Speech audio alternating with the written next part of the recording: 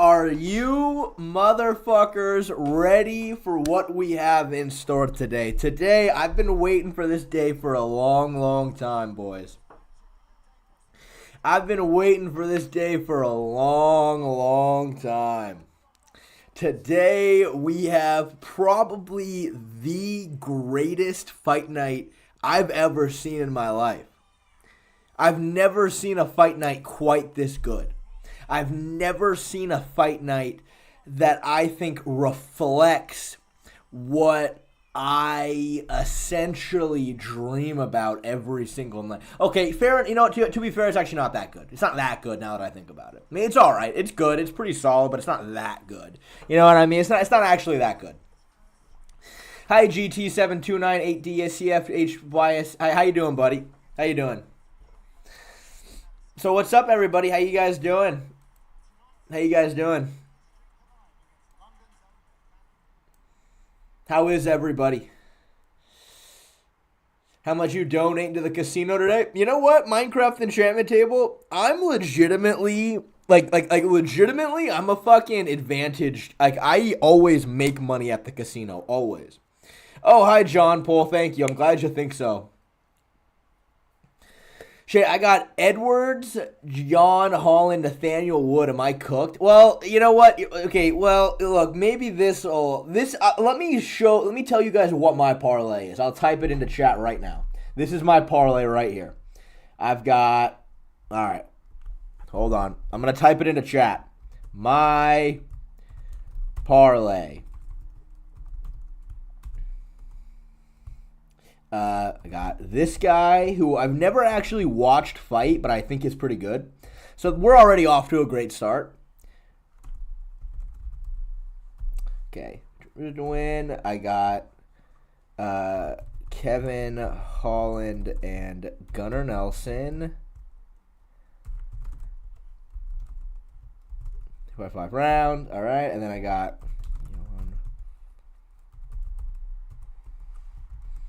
And then I've got... All right. Boom. That's my parlay right there. Let me pin that shit. That's what I got. I kind of threw it together kind of randomly, I'll be honest with you. But look, you know, I can't say I did any like tremendous amount of research. But honestly, I think when I do, the less research I do, sometimes the better the parlays go, I think. You know, I think there is some kind of magic when it comes to just letting your heart out on parlays, you know? You know? Mid parlay, but good luck. Well, thanks, John. Vucenic is a lock. I'll be honest, I don't think I've ever really watched Vucenic fight, but I know he's very good. I know he fought in Cage Warriors for a long time. I mean, I've seen him fight, but it's been a while. I know I think he's a very strong grappler from my recollection. Holland versus Gunnar over 2.5. What's the justification for that? You know, good question. Honestly, I just kind of fucking, that's what I did. I know I don't have any justification, but it kind of sounded right. You know what I mean? It kind of just felt like the right way to go, you know? I'm sorry, but Jan's going to lose. Yeah, you know, I mean, look, Carlos Ulberg is very good, but dude, I think the betting lines on Jan were kind of crazy. I got Jan at plus 300. Plus 300. I was like, damn. That seemed a little, it seemed pretty, you know, that's some disrespect to Jan Blachowicz right there. Post-nut clarity is not the way to go, brother. You know what, man? I actually have the opposite of post-nut clarity right now. I'm pretty backed up. I am not clear in that sense at all. You know what I mean? Okay, well, Minecraft enchantment table, it's not as simple as just remove it, man. Like, what are you talking about? Like, you don't just remove things that you put your heart and soul into, dude. You know what I mean? Actually, I don't know. Wait, can I remove it? I don't even know if I can. Let me try. I have no idea. Dude, yeah, I got Jan at plus 300. I couldn't believe it. Where's Jackson? Jackson said he's coming today. He told me he's coming. We'll see about that, but he told me he's coming. Shay equals a Minecraft expert. I do know a lot about Minecraft, to say the least. I know a lot about Minecraft. Should cash out the part. How much did you bet? Thank you for the $2. I am walked. Dude, I really appreciate those $2, dude. That actually, like, legitimately means a fucking lot to me.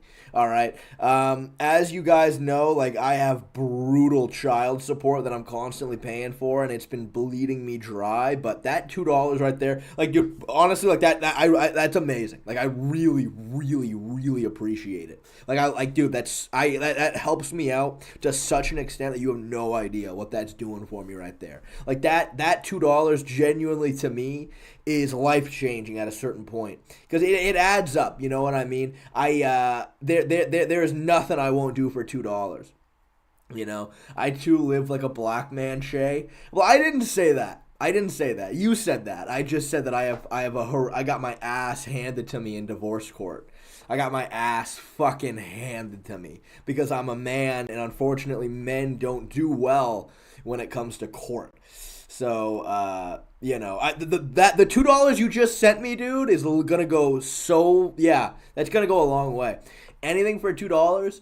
I mean, to a certain degree, but there's a lot I'll do for $2, I should say. There is a lot I'll do for $2. Wait, Shay, you were married? No, not married, but I was never married. But that doesn't mean that I don't. You have a child? Yeah, Ollie, my dog. My dog that me and my girl, ex-girlfriend, had together. Yeah, I had to pay for his vet bills yesterday, so, you know. Any matches yet? Yeah, Jim, let's just not talk about it. We're going to restart, though, on Hinge. We're going to try again on Hinge. That's what we're going to do. We're going to try again on Hinge. In regards to how much I bet $2,000 to win $30,000. So, you know, yeah. So, you know, dude, it's going well, man. It's going well. I mean, dude, you know what? To be fair, dude, fuck it. Like, well, as I'm waiting for the fights to start, let's hop on Hinge right now and let's get some shit going, man. Let's get some shit going. Shay, remove it? What do you mean? What do you mean, remove it? Let's see.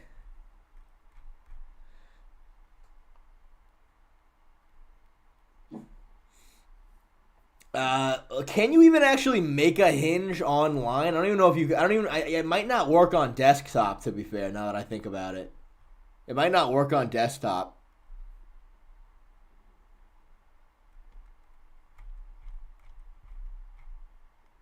All right, maybe not. But you know what? We'll workshop that. And we'll see what I can do.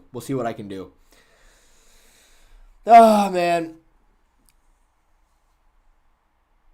Just say you're 6'2". Dude, that didn't work on Tinder, bro. Though I really think I could do a lot better. I think, on my Hinge than on Hinge. We just need to change a lot of stuff. All right, here we go. We got Wood versus Sherier. Sherier has a back piece tattoo that I think is very interesting. Y_9, I don't always lose. I lose a lot, but I don't always lose. We've certainly won. Bumble. Yeah, Bumble, damn, dude. Fucking Wood's got some fast hands. Christian Mingle? Dude, you know what? Christian Mingle might be the move, dude. Wouldn't that be interesting? What if I made an account on Christian Mingle? What's your biggest win? The most money I've ever won betting was $700 at once. $700 at once.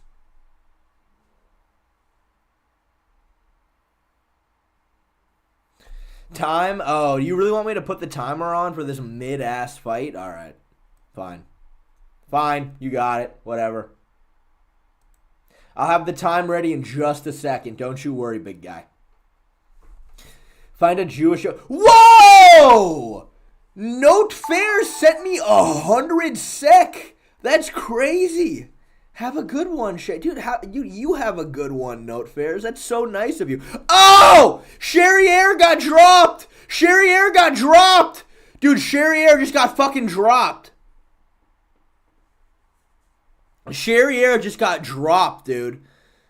Wood has a pretty deep whizzer here. Sherier is going for that underhook. He's got to get to his knees, though. If Sherier gets to his knees, he should be okay. The way he needs to try to get into a dogfight position right here. All right, don't worry. I got the timer going right now. Yeah, dude, that $10 or $9 you just sent me, dude, thank you so much. I really appreciate it. Thank you. Wood is kind of going for a mounted guillotine. He shouldn't have a great angle on this, but you theoretically could finish from here, but I would imagine probably not. Now, this is a better area to finish, but there we go. Oh, that's tight. No, nah. Wood lost it. Wood is a dumbass for going for that, man. Wood is a dumbass for going for that. Look, I have been working on guillotines a lot recently, I'll be honest with you. I've got a pretty nasty guillotine, I feel like, and that just wasn't good. I am Walk. Thank you for the $5, man. Dude, that is really crazy. I really, really appreciate it. Shay, can you make a game plan on how you would make Rexplode win a decision over Conquest? That is one of the best questions I think I've ever gotten in my life, to be fair. And, I mean, so, okay, here's the thing. Wood is trying to set up a triangle, but he's got some little-ass legs. I don't know if he can do it. He's kind of switching for almost like an omoplata here. Fuck. I feel like I don't fully understand Rex's powers. So, like, he has this, like, skeleton enhancement almost, and he can make inanimate objects and supercharge them and make them into explosives, right? Now, he was able to kill an invincible variant by exploding his own skeleton. Okay, Wood has a triangle set up, but it's inverted here. It's a reverse triangle, sort of. He has the legs going the wrong way. He's no way he's going to be able to finish this. Honestly, I am Walk. If I'm Rexplode and I have to go up against Conquest, you know what I'm going to do? I'm going to fucking... I think you got to kamikaze it. You know what I mean? I mean, clearly, if he's powerful enough to vaporize Invincible variant by exploding himself, I think the only way Rexplode can do it is if he has to kamikaze. You know what I mean? He has to fucking cut himself open, and then he has to grab his own skeleton and explode himself that way. I mean, right? You think I'm onto something there? Right?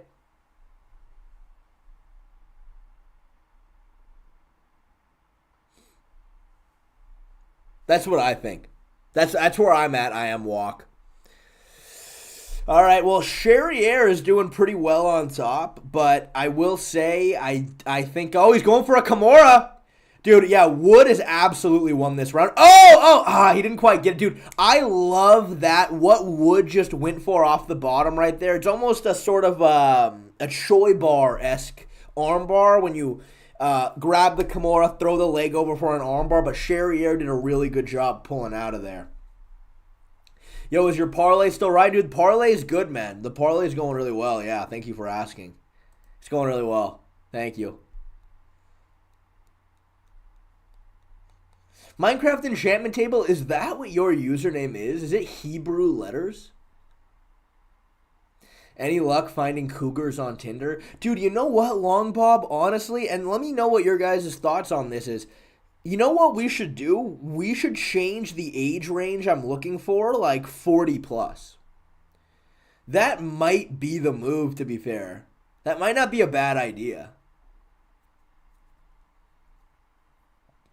We ain't getting a KO on this card, bro. Dude, yeah, I honestly thought about making the parlay just like every single fight to go to decision, is what I honestly thought. Now we talking, we absolutely should. No, Jim says no. We need to go for the MILFs. You should go for the grannies. I mean, look, dude, I'll be honest with you. I'm not particularly into older women. I've never really have been, but like, you know, fuck it. Like, I'll try anything once, you know what I mean?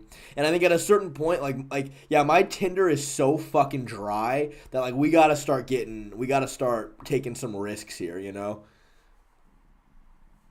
Really good inside leg kick by Wood. Really good jab by Wood. Okay, you know what I just realized? Sherier is fucking dog shit. Sherier is ass, is what I've essentially learned today.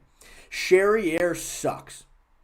Sherier is really bad. Another clean hook by Wood. Another really clean hook by Wood right there. Sherier is just a complete step behind everywhere, it seems like. Yeah, Wood, though, is a small man. But Minecraft Enchantment Table, one thing I always find really interesting about you is that no matter what we're talking about, somehow you lead the conversation to be about male anatomy. You know what I mean? That's what I've always noticed about you, Minecraft Enchantment Table. While I'm over here... Wood just cracked him! Wood just cracked him. Wood just cracked him. Dude, Sherier is not great, man.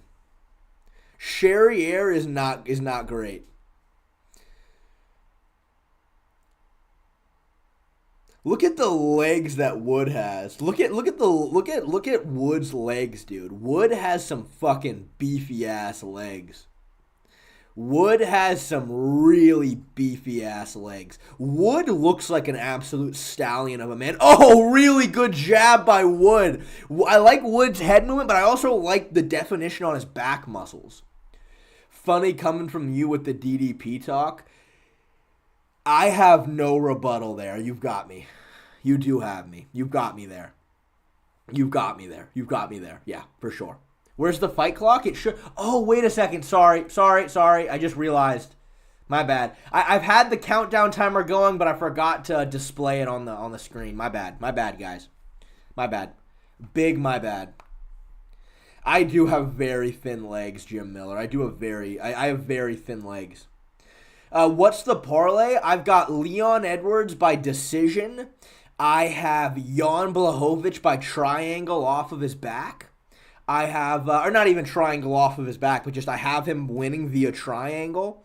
And I have Kevin Holland by Darce.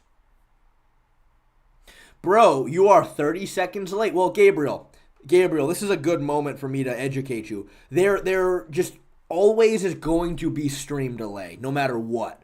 You know what I mean? There's always going to be a certain amount of stream delay. So, you know. Would you rather take 3 leg kicks from Jan or Pereira? That's a really good question. Honestly, I think Pereira. I think the way Pereira kicks, it's very fast and it's going to add up. But I think Jan's leg kicks are more like home run kicks. You know what I mean? GTA 6 will feature... Oh! Sherier just got dropped. Dude, I never realized how bad Sherier was until today. Yeah, exactly, Minecraft Enchantment Table. Pereira doesn't quite turn his hips over with it. Would you rather take 3 loads from Jan or Pereira? John Paul, have you ever asked me a question that didn't have to do with male semen? I swear to God, man. Like, can we just have a regular-ass stream today, man? I'm not trying to think about fucking... Oh, shit! Wood just got hit with a monster elbow. Sherier has clearly been taking what I've been saying about him personally, clearly. He did not like that. GTA 6 will feature gay strip clubs? Oh, fuck. That's, man, I do not like the sound of that. Wood going for a guillotine. He has actually a really good crunch on the neck here. He has a good crunch on the neck. Good sweep, though. He needs to try to get to his knees from here because he's not going to finish it from here. They're in a dogfight position. Wood should win, or Sherier should win from here, but he doesn't. Man, Sherier is ass. Sherier is not great, dude. I just noticed, like, Sherier should have won that dogfight position. He was in a superior spot. Man, another good elbow, though, from Sherier off the break. Wood's having trouble dealing with it. Why are you 50 seconds behind? Because there's going to be stream delay, man. Wait a second. Or hold on. Did I just realize something? Wait. I'm not 30 seconds behind. At least I shouldn't be. I'm watching on ESPN Plus. Another really good jab by Wood.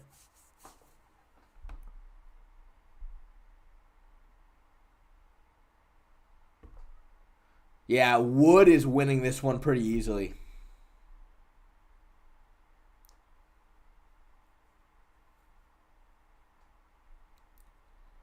Yeah, Wood is up 2-0 right now. Wood is up 2-0 right now, 100%.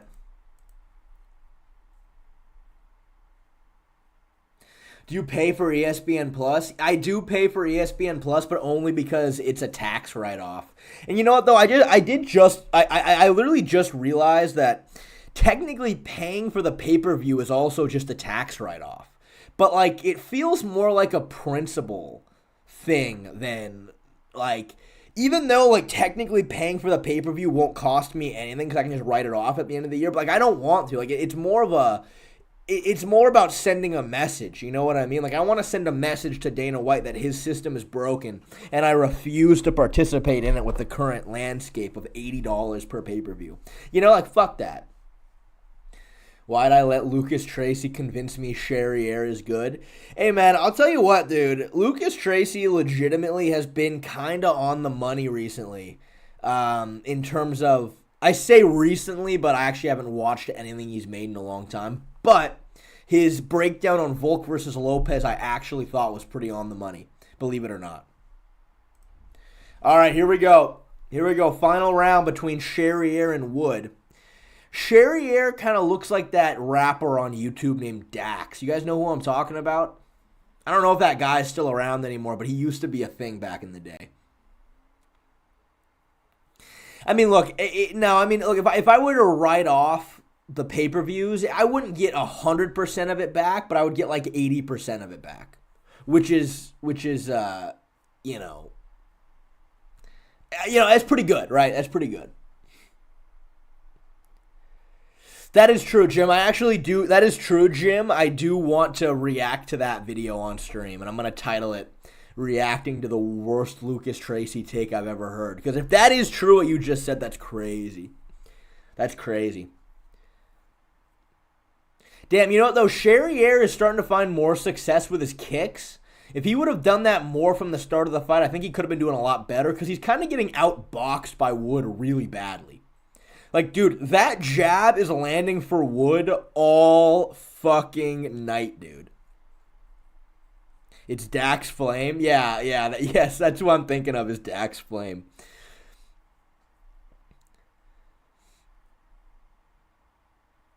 Sherier just fights so, like... Honestly, though, the kicks are working very well for him, but he hadn't really been using it up until this round. Whoa! I am walk! Thank you for the $2. You should make a vid on Tom Aspinall versus the heavyweight greats.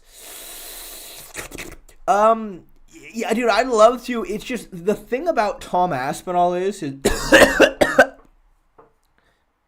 thing about I almost just vomited. Oh man. The thing about Tom Aspinall is there is so much still unknown about the guy. Like, we know that, he has decent submissions. We know that his wrestling's not bad. He has decent head movement, lightning fast, good boxing combinations. He can be a little reckless because he trusts in his power and his speed so much. But apart from that, there's just so much unknown about him. Like, we have no idea what Tom Aspinall is like a minute into round 2. Like, we have no idea. So, it's difficult. It's hard to know for certain the extent to his skills, But, again, I mean, that's what kind of makes him exciting. I mean, it's not a bad idea. It's just, it's hard. There's so much we don't know about him. Man, Sherier is not, he's just not great. You know what I mean? He's not great. He's not great. He's pretty atrocious, I've just learned today.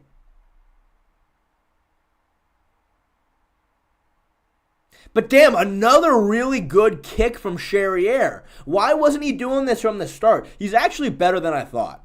He should have been kicking from the start. Clearly, Wood's having a real problem with it because he's having his hands like he's almost sort of doing a Petr Yan-esque hands up high guard style. And the problem is, like, blocking a head kick with one hand doesn't really work. Like, it's still gonna rattle you. You know what I mean?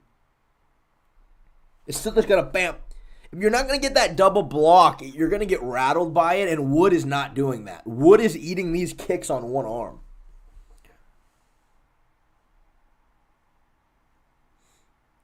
Actually, good jab from Sherier, believe it or not, though. What's the next picture for the wall? I think I'm gonna buy a giant gay pride flag. I'm gonna buy a giant gay pride flag and put it behind me. I think it's probably what's next, to be honest with you. Probably what's next. I mean, it is Pride Month soon, isn't it? Right? I mean, look, dude, if there's one group of people that I'm really cool with, it's the homosexuals. You know? Get one with the Star of David in the middle. I know, Max Holloway fan 191. I know, but like, dude, when I did put all the Jewish stuff behind me, oh my God, I had to deal with so many free Palestine motherfuckers. And I'm like, look, I get it. I understand free Palestine might be a worthy cause. I don't know anything about that. Can you please stop attacking me for being Jewish? Like, I was like, I don't give a fuck about Israel. That has nothing to do with my being deeply Jewish. Another good jab by Wood right there. How much are we throwing away this time? Thank you for asking, Alan Perez Martinez. So I bet $2,000 to win 33 grand. Would you ever try being gay? I don't think so. I don't think I would, and the reason why I don't think I would is because for whatever reason, man, and I don't know why, I just have a hard time. I just have a hard time with it, you know what I mean? Like, picturing myself being attracted to other men is just something I really struggle with, you know what I mean? Like, I would never, I just don't think that that's something that I'm capable of, you know? But, you know. Did you choose gambling over your ex because you're a closeted homosexual? Why would you even think that?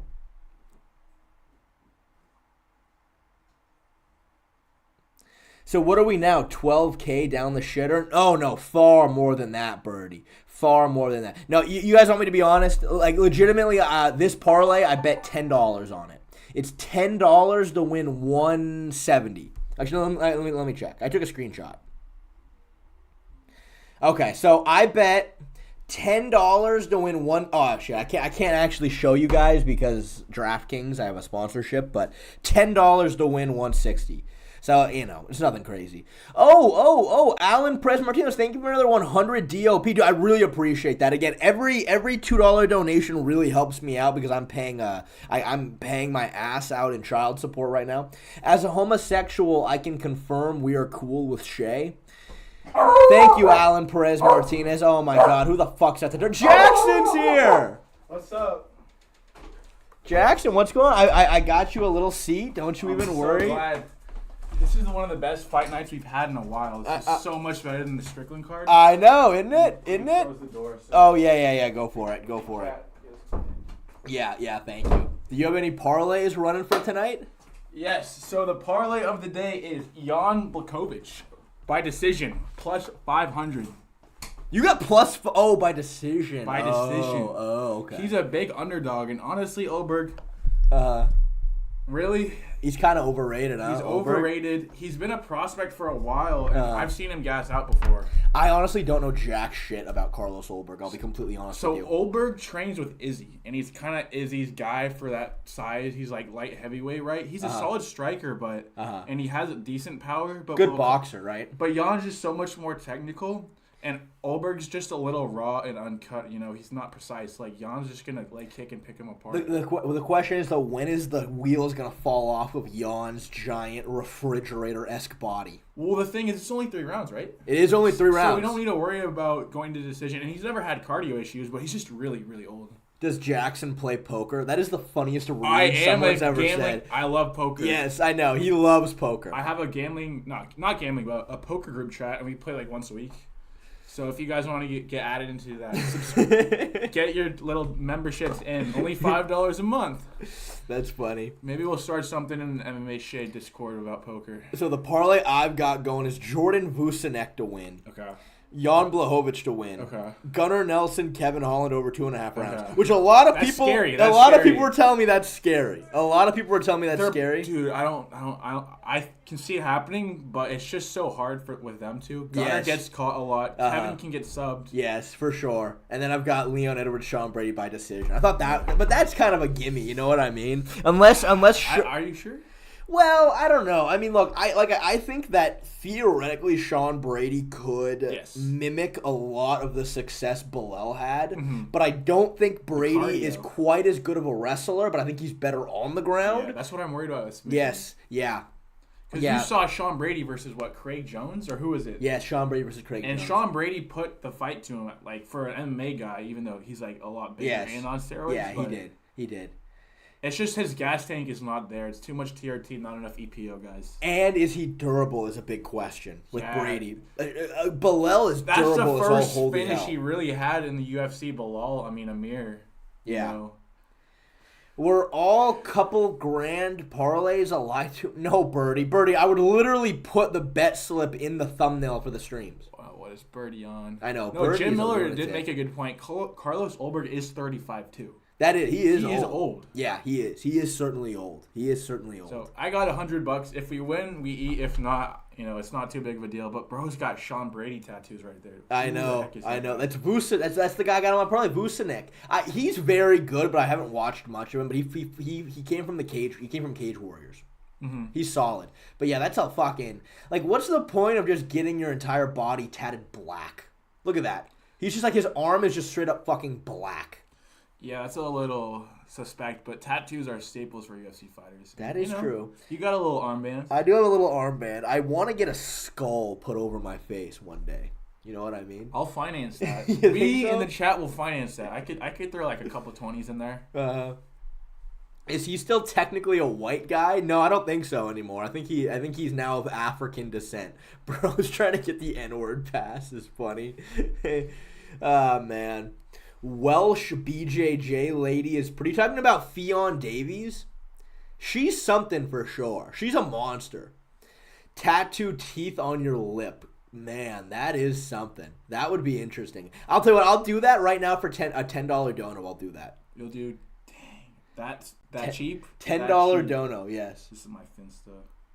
Gotta get the people in the live stream. Oh yeah, there you go. Someone from my work found me in your video. Really? Yeah, that's because funny. He's an MMA fan. That's funny. Yeah, and shout out Brian if he's in the chat, but if you want to donate again, that'd be awesome. But if not, you're good, bro.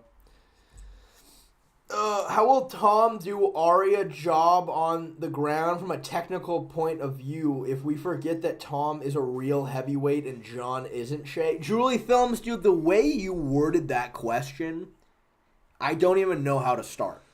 But I agree with you 100%. Are you for Topuria getting a title shot? That's the only fight to make besides Charles. Yeah, or Armin, but Armin kind of missed his chance, huh?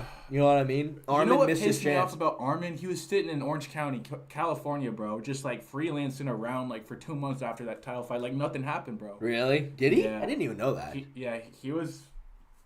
I don't know what he's on, bro. Back spasms. Yeah, I just think he couldn't make the weight. You see how fucking jacked he was prior to that? He was huge. To be that big, and this is for Islam too, everything has to go right. If one thing goes wrong, like his back thing, and he can't run on the treadmill, he's going to come in 11 pounds over. Yeah, for sure. And that would be embarrassing. He walks around at 180, 185 probably. What do you think? Dude, honestly, I mean, I bet you he could get to 190 out of camp. Yeah. And I think when he gets in shape, he's probably about 180.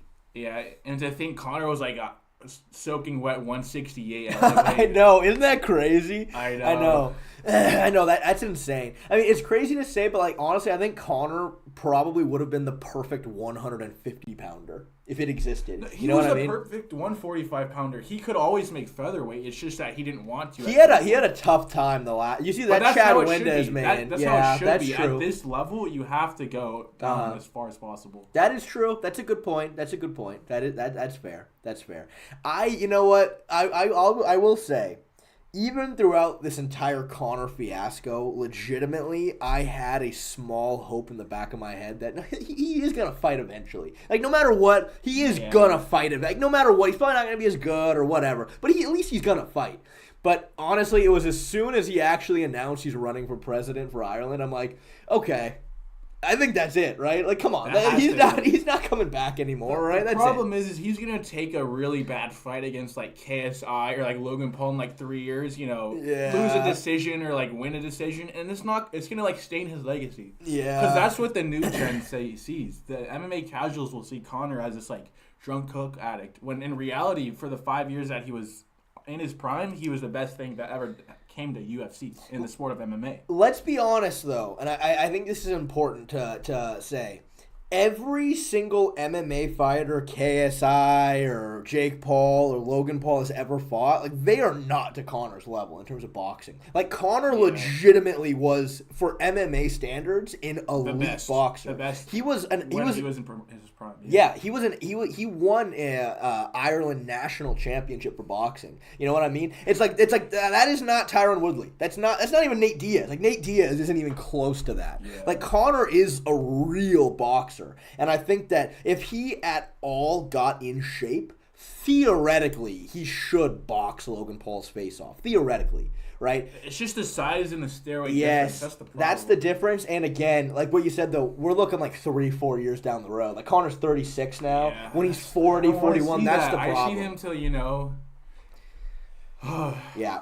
The wheels fell off really bad. This is like the worst come down I've ever seen of an athlete. He was on top of the world, and now he's a laughingstock. Though one thing I will always defend Conor on a little bit, though, is that, like, legit. Like, you remember watching the documentary, right? Yeah. Like, legitimately, and it picked up right after the Cowboy fight. And in the documentary, Conor is asked, he's like, when am I fighting? When am I fighting? And Dana's like, we're working on, because they would have to build entire events around Conor. Yeah. But, like, Conor was asking to fight at the time. He broke his hand, too. Yes, and he broke his hand. So, and in the documentary, he was like, you know what, fuck this, I'm retiring. If you're not going to give me a fight, like, I'm retiring. Remember, and he retired for a little bit, and eventually the fucking Dustin Poirier fight came around. But, like, I think he is big. At a certain point, he became bigger than the UFC, and the UFC almost didn't like that. You know what I mean? It was so hard for them to... You can't... It made everything difficult. Yes, for sure. For sure. And when he has so much money and he's just like this Irish guy,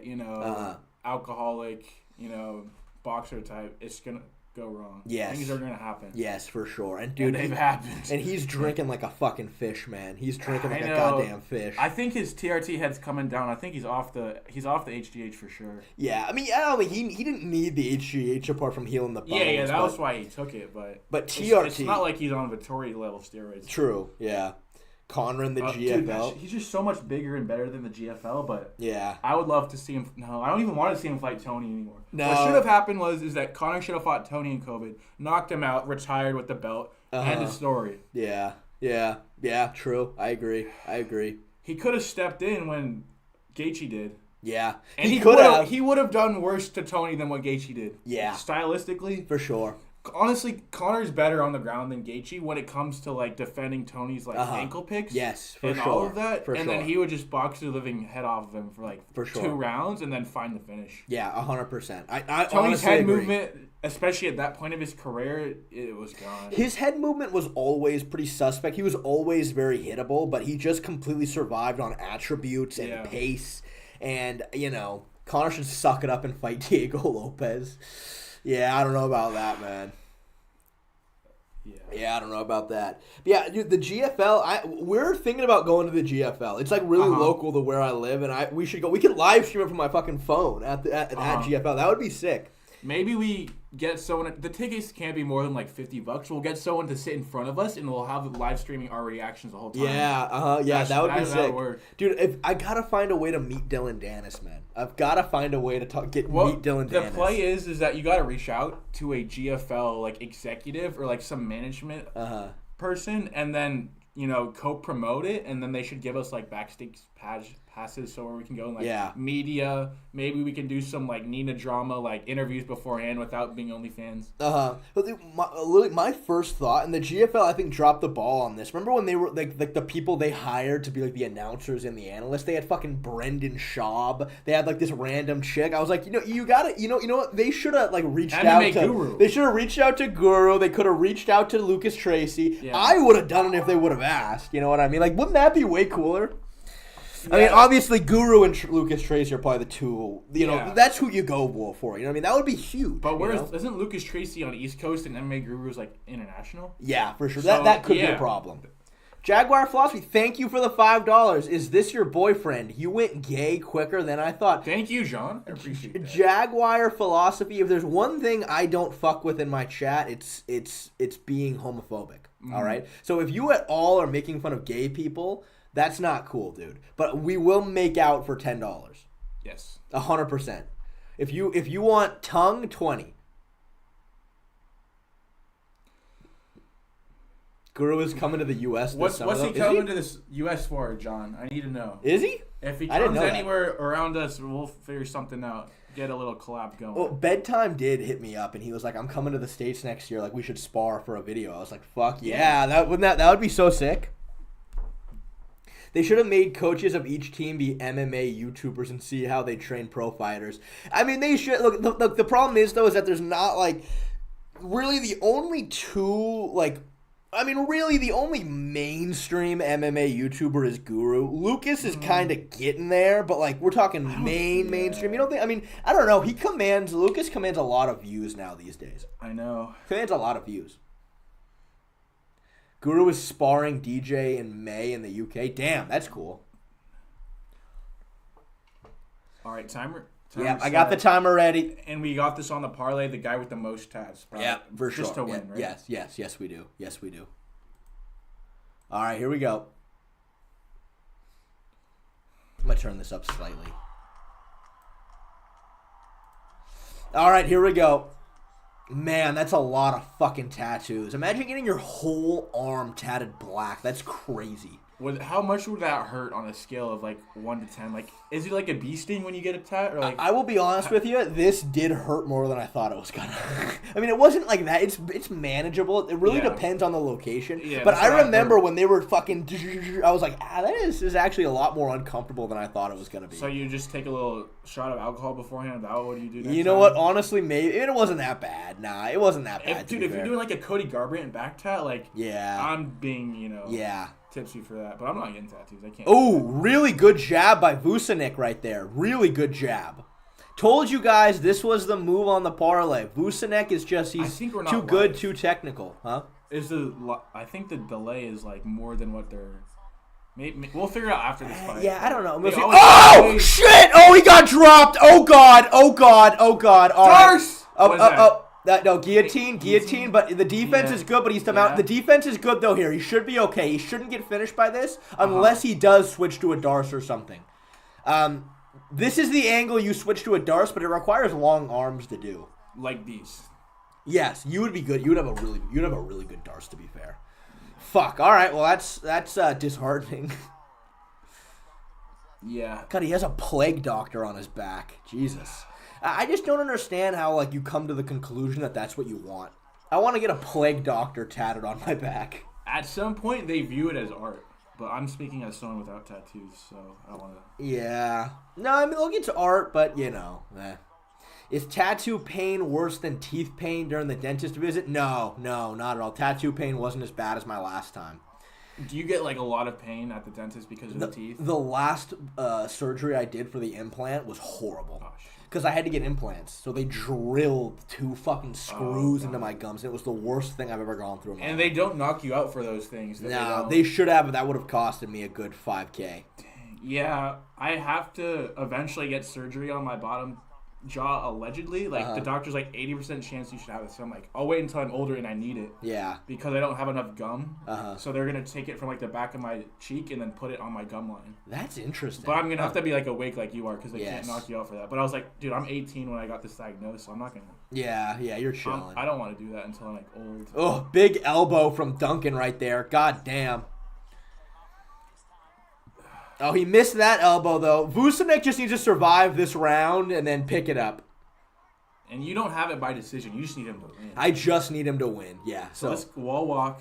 Yeah, that's good. That's good. It's fine. You know what? Giving up your back is probably... he has a UFC tattoo on him. It's so funny. Imagine he loses and gets cut. Bellator is not an option. They don't even fucking exist anymore. Bellator. That's such a... Which is crazy to think. And the PFL is so much... Yeah. So bad. Like, none of those fighters are ever going to fight again unless they move to the GFL, which may not even happen. Yeah.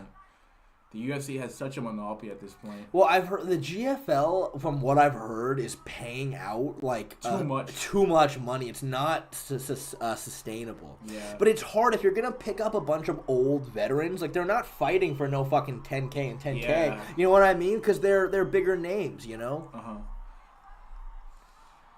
They're gonna have to sustain losses for like 5 years, you know? Like, who's gonna, like, Dylan Danis versus Tony Ferguson is the fight to make. Yeah. Like, that's the most relevant fight, like, a non-UFC 100%. promotion has had in a while. I'm actually kind of hyped since, for like, that the fight. Bellator heavyweight tournament with, like, Chael, Rampage, Fedor, dude, that was sick. The thing is, though, Dylan really should run through Tony Ferguson. Like, that shouldn't be close. You know what I mean? That he shouldn't hasn't be fought close. in 5-6 years. He had an alcohol addiction. That is true. That is true. That is true. His striking's always been piss poor. He's probably just gonna out jiu-jitsu him at this point. Yeah, well, that exactly. That's the thing. Yeah. I mean, Tony is so old and decrepit, and he's slow and weak. If he's he weak. tried to DDT me, I'm hip escaping. You know. Yeah, that's the thing. Like, theoretically, Tony should just get to a body lock, pick him up, dump him. Like, just do what Michael Chiesa did. You know what I mean? And the thing is, like Dylan Danis legitimately had a back and forth decision against Gordon Ryan in 2019. You know what I mean? It's like that's not like, come on. Tony Ferguson does not compare to that. Mm-hmm. All right, so Vucinic, we had a rough first round. But you think Danis can take down Ferguson? I think he can. But like the shot he took at Logan Paul during the boxing fight, that was horrible. poor. That was horrible. Yeah, don't get me wrong. Yeah, Logan has defense. Don't get me wrong. That was poor. I mean, the thing is though, Tony doesn't have traditional wrestling defense anymore because he doesn't have any training partners. You know what I mean? He's too slow. Yes, exactly. He just needs to retire, but I hope he has enough money for him not to keep fighting, and he's just doing it because, you don't want a Chuck Liddell situation where he's fighting Tito Ortiz at like 48 and gets slept in 2 seconds. Yes, 100%. Like, that's adding so much CTE and like shortening his lifespan. Oh God, yeah. Let's be real. Tony's already done, dude. I mean, like, he was Don't say that. You're gonna make me cry. No, I know, but he was having CTE problems He's 5 years ago. Charles before Charles. Okay, but do you remember when he kidnapped his own child and his wife had to call the police? And he was seeing things, and he was like, "You're out to get me." And he's like, "There's a microchip in my leg." It's the same thing that happened to BJ Penn. Yeah, I know. But is that CTE? It's like schizophrenia, kind of. It's like mental problems caused by CTE, I feel. Yeah. Like, he was never going to naturally be there if he, worked a 9 to 5 and didn't take all that blunt force trauma to the head. 100%. 100%, yeah. He's schizo. That's not necessarily CTE. Yeah, but the thing is, when it comes to the brain, it's like, you know what I mean? Like, how can you ever be certain about any of it? Yeah. But I know what you mean, though. All right, Vucinic, let's pick it up this round. Good takedown defense. Look, Duncan looks desperate to get this fight to the ground again. Yeah. Come on, sprawl. Right. Fight the hands. Oh, and we're cooked, boys. All right, well, you know what, dude? That's good elbows, though, from on top. You could finish the fight here, bro. Yeah, remember, didn't Conor do that in Cage Warriors? He finished the fight with elbows from there, I remember. Kimura right there. Kimura. Oh, he's going for it. Yep. He's just going to use it to stand up.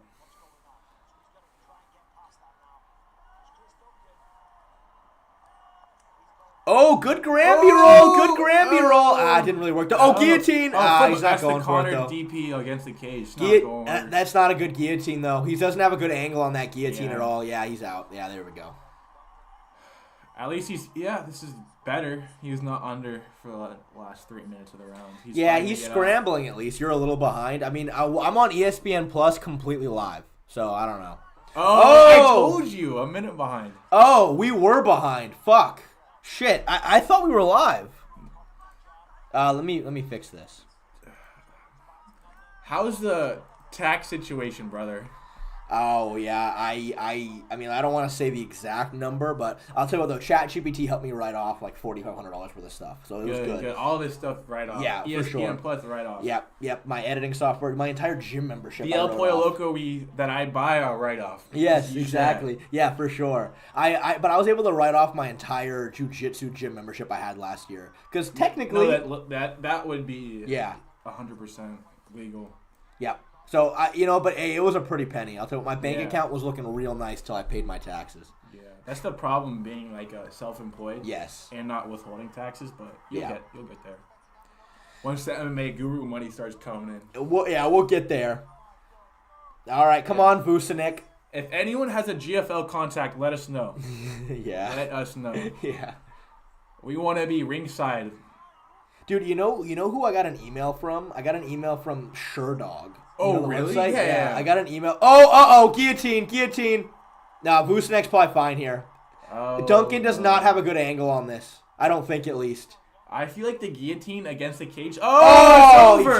He tapped. It's Damn. Over. Vucinic fucking sucks. Vucinic is Parlay cooked first leg. Yeah, Parlay that cooked. was rough. Yeah, that's rough. All right. That's rough. But, dude, I'm telling you, the angle on that guillotine wasn't even that good. So, when you have the guillotine, you want to pressure into the neck. But Duncan was flat on his back with the guillotine. Yet he still finished it. Vucinic just sucks. You just never see the guillotine against the cage work. At this level, it'll work, but, it's just pretty rare when people jump the guillotine at this point.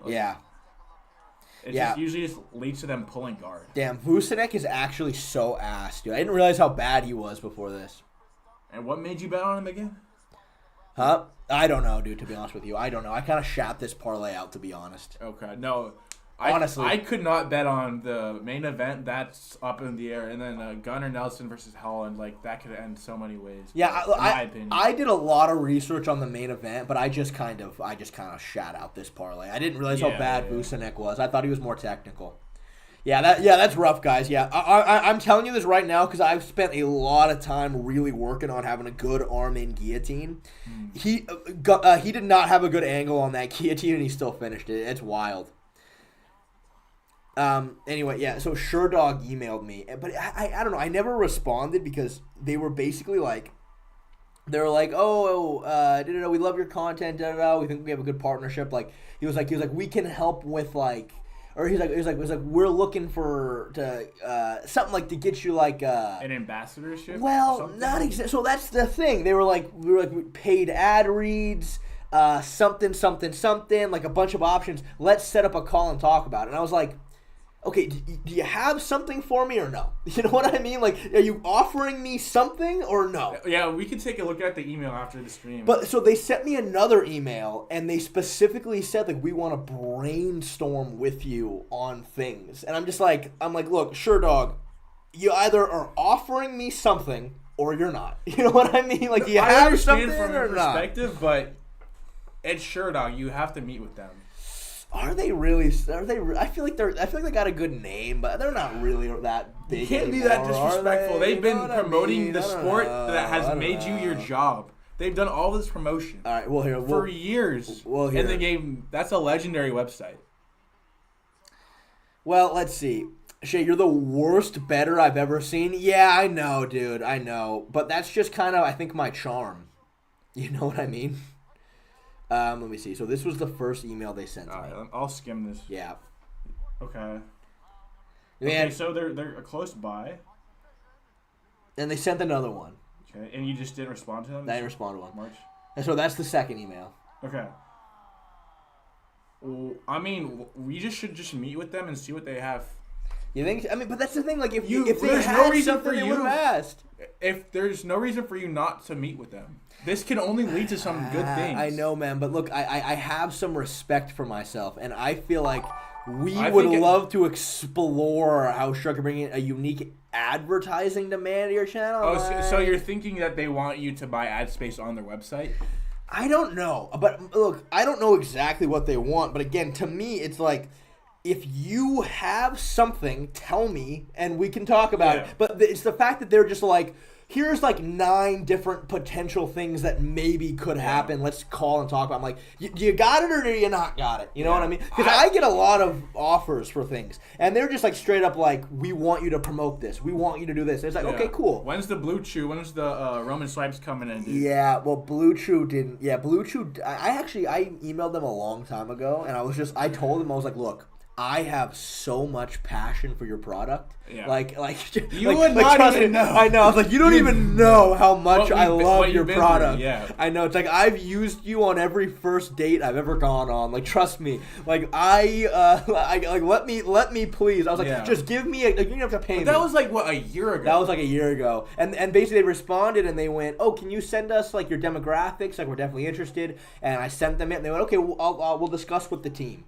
And then nothing happened. You know what I mean? You never know. Well, now you have a lot more pull. You average like 40,000 views on a video. They advertise with like Mike Malak and a bunch of other like guy content creators, right? Well, this is not UFC. Well, this is like bare bones testosterone, bro. This is your audience.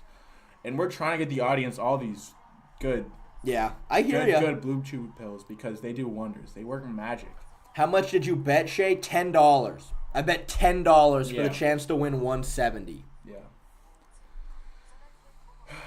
So, you know, it's all right. Again, like this parlay in particular was definitely a fuck. Like the only fight I actually researched was Leon Edwards, Sean Brady. I didn't even really research the rest. That's such a good fight. Oh that is a really interesting fight, though. I am excited for that. The last 3 fights are so good.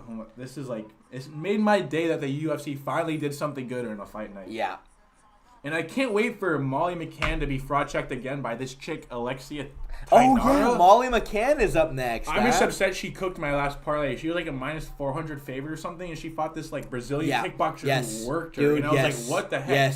Yes. Dude, no, that was UFC 304. Yeah. I had a 9-fight parlay. Yeah. I hit every single leg except Molly McCann. I hit that was a massive parlay I had going. Barstool Sports, Dave Portnoy, oh shit, Patty. I missed a dono. Sorry, Alan Perez Martinez. Thank you for the 100 DOP. I really, really thoroughly appreciate it. A bit unrelated, but thoughts on Lopez versus Volk? I mean, look, here's the thing, man. That's Dominican pesos, by the way. Is that right? Yes. Shout out from Dominican Republic. I think that legitimately Volk is hittable on the feet. I mean, he just is. That he always has been. Like, Volk is known for getting rocked, getting hurt, and coming back. I think that a problem is against somebody like Lopez, who's 5'11", is he is so nasty in the pocket. I think Volk needing to close the distance against Diego Lopez is legitimately so scary. Right? Like, because again, the second you close the distance with Diego Lopez, he starts swinging like a fucking madman in close. And he legitimately has a tremendous amount of power. But I think that Volkanovski, and again, Diego Lopez is also very dangerous on the ground, but if theoretically I was working with Volkanovski for this camp, which I do trust the team that Volkanovski has. Aljo is a good pull. Yeah, for sure. I am running Diego Lopez to the fence. I'm taking him down up against the fence, shoving his head into the fence, and I'm just looking to land on top. I mean, look, he has Craig Jones in his corner. I don't think anybody's going to be better at preventing the armbar, triangles, Kimuras from on top. I think Volk needs to take him down and shove him up against the fence. Because I think on the feet, trying to close, like, Volk needs to win a decision. You know what I mean? He's not going to knock out Lopez with a single shot. Yeah. To have to close the distance with Diego Lopez all 5 rounds, I think is very scary. It's the same thing with Ilya. It's come to the point where Max and Volk, there's just no power behind their punches. Yes. And the young guys come in, they trade in the pocket, and Holloway can jab from the outside and do all of this kicking shit. But at the end of the day, it just takes one shot from Volk, or from Ilya and Diego Lopez. But they need like 1,000 shots just to even hurt somebody. Yes, and like they don't put anyone out. That's the problem. I mean, dude, they can't trade Volk without putting themselves at risk. Volk was landing such clean shots on Korean Zombie, and even that was like happened. A TKO on the feet. You know what I mean? Like that was a TKO. And there's no reason Korean Zombie should have been in that fight. He should have been fighting Artem Lobov on the prelims at that point in his career. Yeah, that's funny. That's funny. It's true. You know, real quick, I'm gonna plug my computer into the router because I meant to do that earlier for the better Wi-Fi connection and I forgot. Yeah.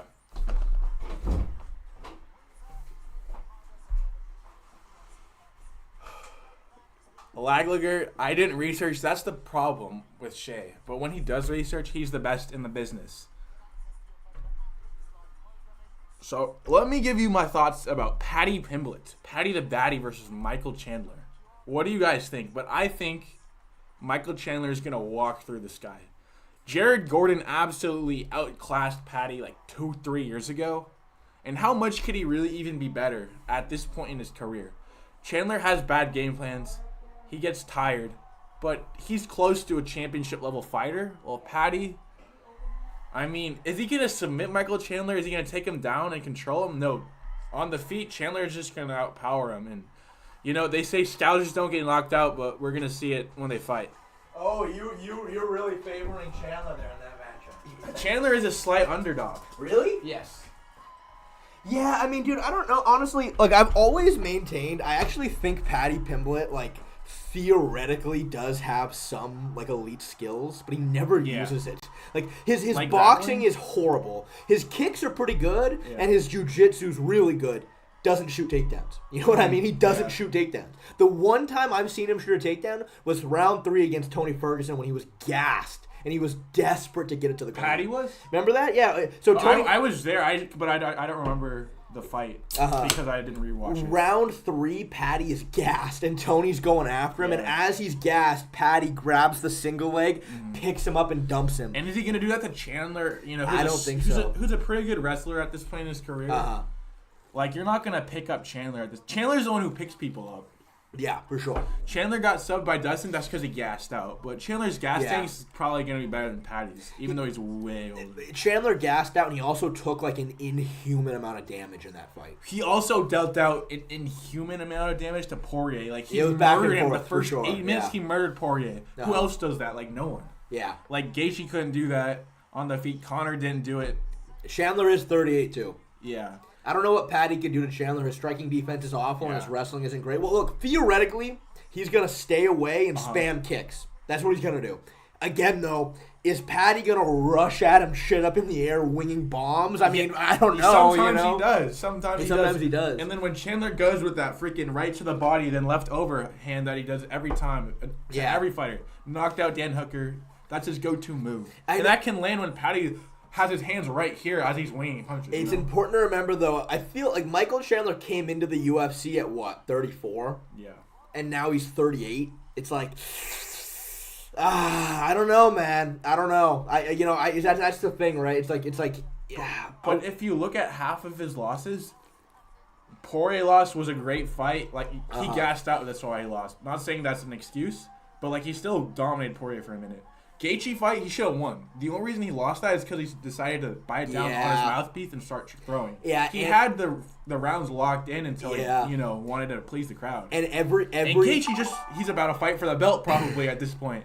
And every single takedown he went for on Gaethje, instead of he picked Gaethje up and instead of just like securing the takedown, he just flipped him. He went for like a slam and it ended with some crazy scramble. Yeah. Oh, Jerome Newton, thank you for the £5. I really appreciate it. Should UK MMA be made illegal? Only the GFL at this point. You can't justify making 50-year-olds fight. Chris Weidman should not be allowed next to an octagon. Yeah, that is true. Wait, Chris Weidman's not the GFL, is he? He's fighting Luke Rockhold. Oh, that's right. And I'm the biggest Chris Weidman fan. But I just don't want to see him fight after what happened to his leg, after his last fight. I forgot about that. If he's getting paid, it's good for him. It's just hard to see like your favorite fighters continue to take damage after their prime. Why is there some like hidden Minecraft enchantment table language being spoken in the chat? We need English in here. Bro, Paddy did a TNT interview and he said he isn't looking to stand the bang with Chandler because he will get KO'd. He said he will time a kick and KO Chandler, sub him. All right, Jim Miller. Did Charles sub Michael Chandler when he had his back? Is Paddy going to do it? That's a good point. That is a good point. That's very fair. He was in the most vulnerable position. with like 3 minutes left. Yeah. No grease, no sweat, and Chandler still was so athletic enough he just turned into him somehow. That is true. I don't know how that works. That is true. But I do like I do like the idea of Paddy just staying away, spamming the kicks. Like that's what you would want to do. But is that gonna win you or the fight? No. It's not gonna win you. Yeah, true. I will say though, Paddy's fight against King Green, legitimately, I thought he actually had a pretty good game plan for that fight. Because obviously, King Green, what he wants you to do is swing at him so he can use his head movement and counters. Paddy just didn't throw any punches at him. Only kicked him from far away, which literally made Bobby hesitant and then shoot a takedown. And I was like, okay, so Paddy actually did have a game plan. I know. There. Bobby Green cooked me from like $450. You bet on him for that fight? Dude, I bet like $80 on Underdog Fantasy, right? And then I was like, Pereira, Ankalaev to go to decision, and it was the Gaethje Fiziev to fight to go decision, and then I just need that fight to last 1 round. Really? But I forgot he was fighting the Brazilian Conor McGregor. If I knew who he was fighting, then I wouldn't have taken that. I just saw some random Brazilian guy's name. I'm like, okay, let's just send it. But the other 2 fights, like I had analysis, I done research. Like I expected those to be. I just throw away bet to up the odds, and it backfired. Yeah. He didn't shoot, man. He was compromised from the kicks. He absolutely shot. Yes, he was compromised by the kicks, but no, he shot. He took a really bad shot, and he got immediately put into a guillotine, put into a triangle. But no, he shot a takedown because Paddy kind of stifled him with the game plan. Mm-hmm. Oops. Oh, man. Something about Molly McCann, man. Did she move down? She moved down a weight class now, right? She's a 115er. Was she at? I thought she was a 125er. Flyweight? Yeah. I did not know that. Let's look that up. I think she's a 115er now. That is so racist, Jim Miller. That is so racist. Your friend looks like Kevin De Bruyne. Who is that? Kevin De Bruyne. Who is that? You don't know who that is? No. The best soccer player. Kevin. It's true. Look at that. Especially in high school when I had a different haircut. Like Oh. go to the images. Like, I actually do kind of see it. Because we both used to have like a comb over side part. Like that was hella me in high school. That does look like you, to be fair. That does look like you, to be fair. I'm literally Kevin De Bruyne at this point. that everyone is funny. says that. Tad's been asking about my hairstyle routine, so I just took a shower. This is the second time he commented. You get some like clay or putty, and then you just flow it back, and then get it like this. I don't like it when it's too long, but I think the middle part is the best with the chicks. But some people can't pull it off. That is true. But Shay's hair is good, though. I would say it's, You think so? Yeah. I try. Andrew gave me a cut, and I kind of have a fade going on now. No, you rock it pretty well, I would definitely say. Thank you. I'm glad. Yeah. I'm glad. I'm so starved for compliments that is really going to get me through this day. I appreciate it. I know. It's what being a man in society in 2025 is. Yes, exactly. All you do is make YouTube videos and get berated on the internet. You need a little love once in a while. Yeah. Chat is very rarely nice to me. Chat is very rarely nice. One thing I've learned about live streaming is it's essentially just getting made fun of the whole time. Which I can understand why some people that's kind of draining, but you have nice ears, Shay. But at least it's attention. It's something.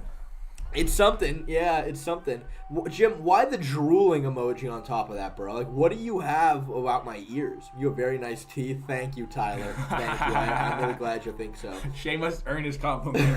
That's why he doesn't get any...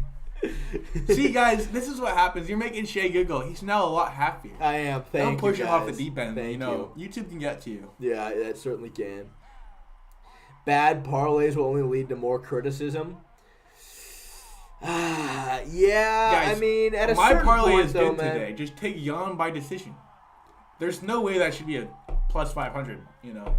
That is an issue though with the niche of my channel. Given like what my channel is very analytical. When I do make just bullshit parlays for fun, people come after me for it. Yeah. People certainly come after me. Yeah, it's fair though, but you just have to realize that. Yeah, it's just part of the internet. It's like, all right, yeah, come gawk at the elephant man. Shay's neck, thanks. Here we go, Molly McCann. Fight. This is fight of the night right here. All right, I almost bet on Tinara, I want to say. So if she loses, I'm going to be happy. But if she wins... She kind of looks like Shadow the Hedgehog. She's Brazilian and she hasn't lost in 6 years. So, she's 11-1, and her only loss was she was 1-0 at that point. So it doesn't really count. Damn, look at you getting all educated on women's MMA. Good for you, Jackson. Someone has to if you're gonna keep putting these bullshit parlays.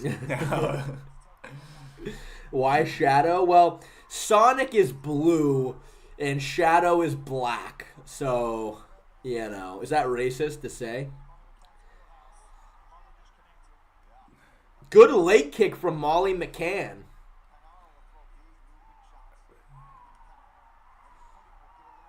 I actually like McCann. She had quite a lot of heart in her last fight, the only one that I watched. We don't want heart, though. We want to win.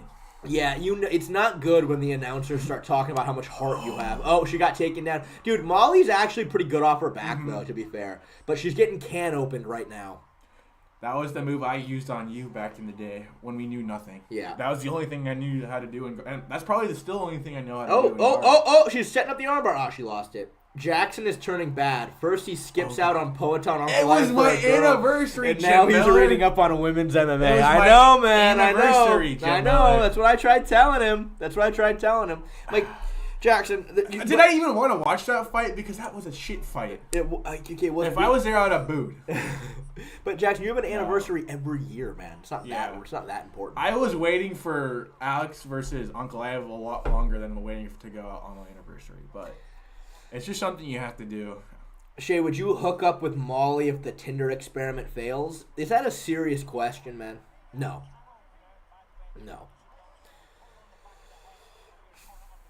I'm not a fan of the Scouser ladies. That's not true, Kevin.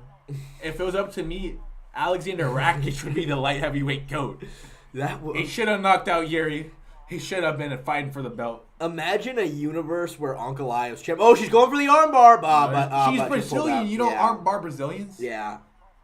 That's just the #1 rule. Oh, there we go. Yep. Oh, damn. Nice pin right there. Yeah, I made a whole video way back when about how armbars are horrible. It ended up actually really taking off that video, believe it or not. Yeah, you don't really see arm bars working unless it's just a situation where the guy's tired or hurt. Yeah, I mean, it's hard because, as you saw what just happened, Molly had the arm bar, but then what was stopping Tirana from literally just getting out of there? Yeah. You know what I mean? Just standing up, you got to be real clean with those arm bars. It's not easy. Yeah, she's being offensive from the guard, which is good. Half the time we see people in this position, they just... Oh, she's going for another arm bar. She's going for another one.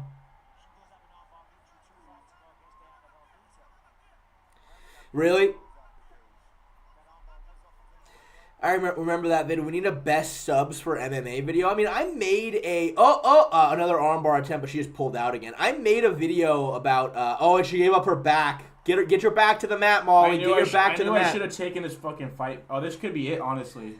Molly's in trouble. If she can land good punches from here, it's really hard. She only has one hook in, but it's not gonna last for long. Yeah, see, there we go. See, this position right here where she was turtled, that's where you need more Ryan Hall-esque submissions. You know what I mean? Because it would be kind of OP to be able to attack the armbar, and as they pull out and you scramble, dive on the legs. I knew this was a lock, bro. Every time Molly McCann is overrated when it comes to betting. People her brand name is so much bigger, I do she was only she was plus 175 and she's getting dominated. Yeah. In her specialty, which is wrestling. Yeah. I do rubber guard arm bars though. Yeah, but you can't really teach a rubber guard arm bar. If you're not long, you can't really. We need a Hamzat DDP video. Well, lucky for you, Jaden, I made one. It has 80,000 views. You're welcome. Oh, this is it. This is it. She taps. Damn. I told you. Dang, bro. Damn. That was so free, but I just never seen her fight. And she's twerking on the Monster Energy can. You guys got a little free action. That when I saw her jump, I thought she was gonna Johnny Walker her shoulder. He tore his AC. What happened? I think Johnny Walker. So he won the fight and started doing the worm and blew his shoulder out. Had to get like a major shoulder surgery. Yeah. Yeah, that was poor. You've seen the videos where he was this close to knocking out Ankalaev with that knee. Yeah. If he would have pulled a Corey Sandhagen and actually grabbed his head and pulled it into the knee, that might have done it. That's what he did to TJ. That's so tough to do at heavyweight. Then you're just like leaving your chin open. Like imagine doing that to a light heavyweight guy, just like.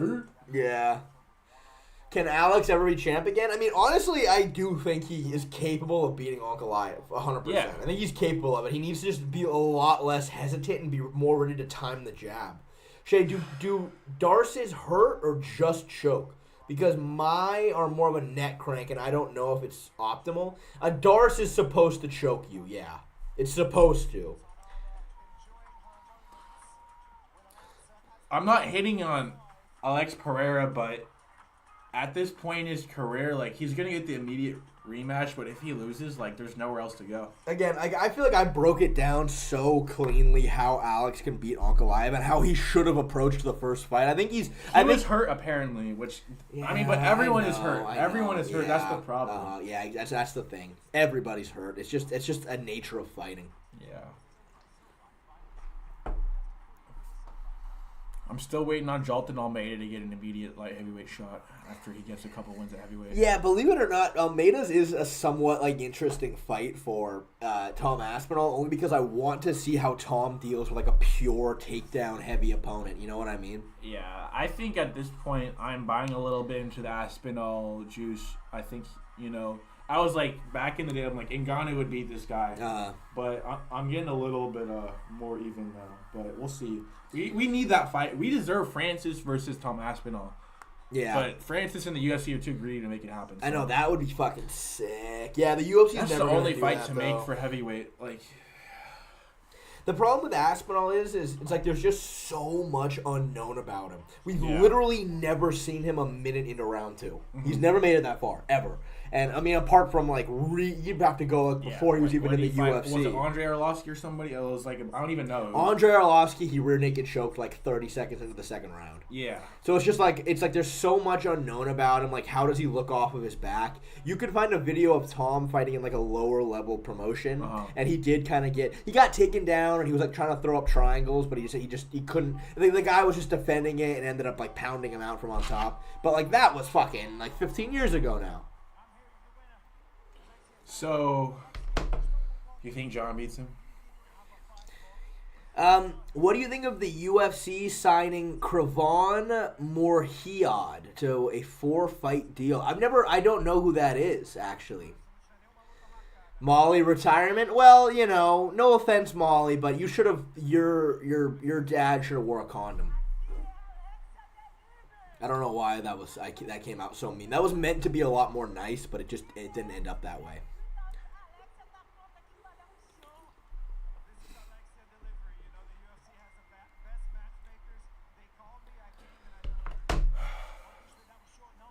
All right, the next fight is Kevin Holland? Yeah, next fight's Kevin Holland, yep. I love me some Gunnar.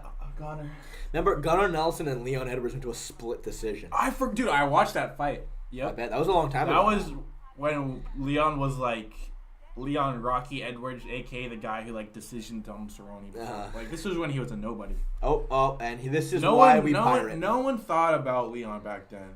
And Gunnar was good. Yeah. The grappling exchanges were back and forth. Yeah. Gunner's striking in his chin suspect. He tries to be freaking Henry Cejudo, but he has no chin and no power. So when you dance back and forth with your chin open and you got no power to get the guys off of you, you're just gonna get caught. This is why we pirate things. Oh my god. You paid $15.99 a month for this to. I know. I'm just closing it out. All right. Well, I'm sure we're relogging on here. Let's try this again. Oh, your Instagram's gotten up 500 followers. Well, you know what? It's because every stream I shout it out now. Yeah. Every stream I shout it out. I get 15 people. We'll do some giveaways on his Instagram sometime soon. So guys, get on his IG. Hit him a follow. Hop in the DMs. We can work something out.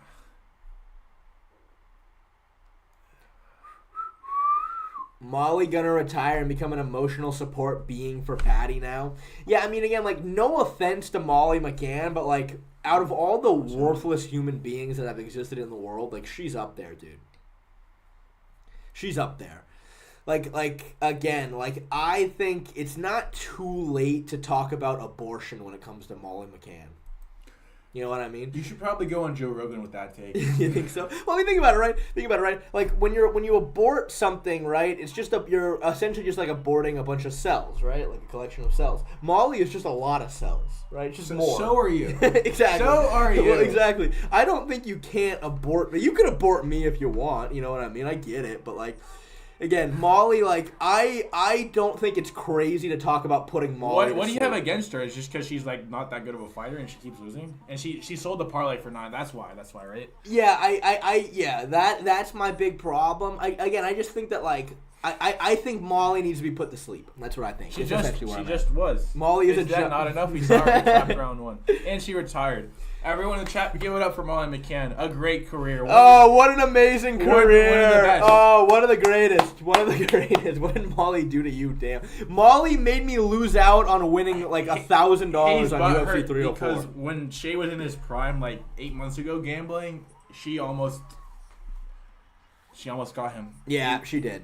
$1,000. We lost one of the best for real. This is on par with Habib's retirement.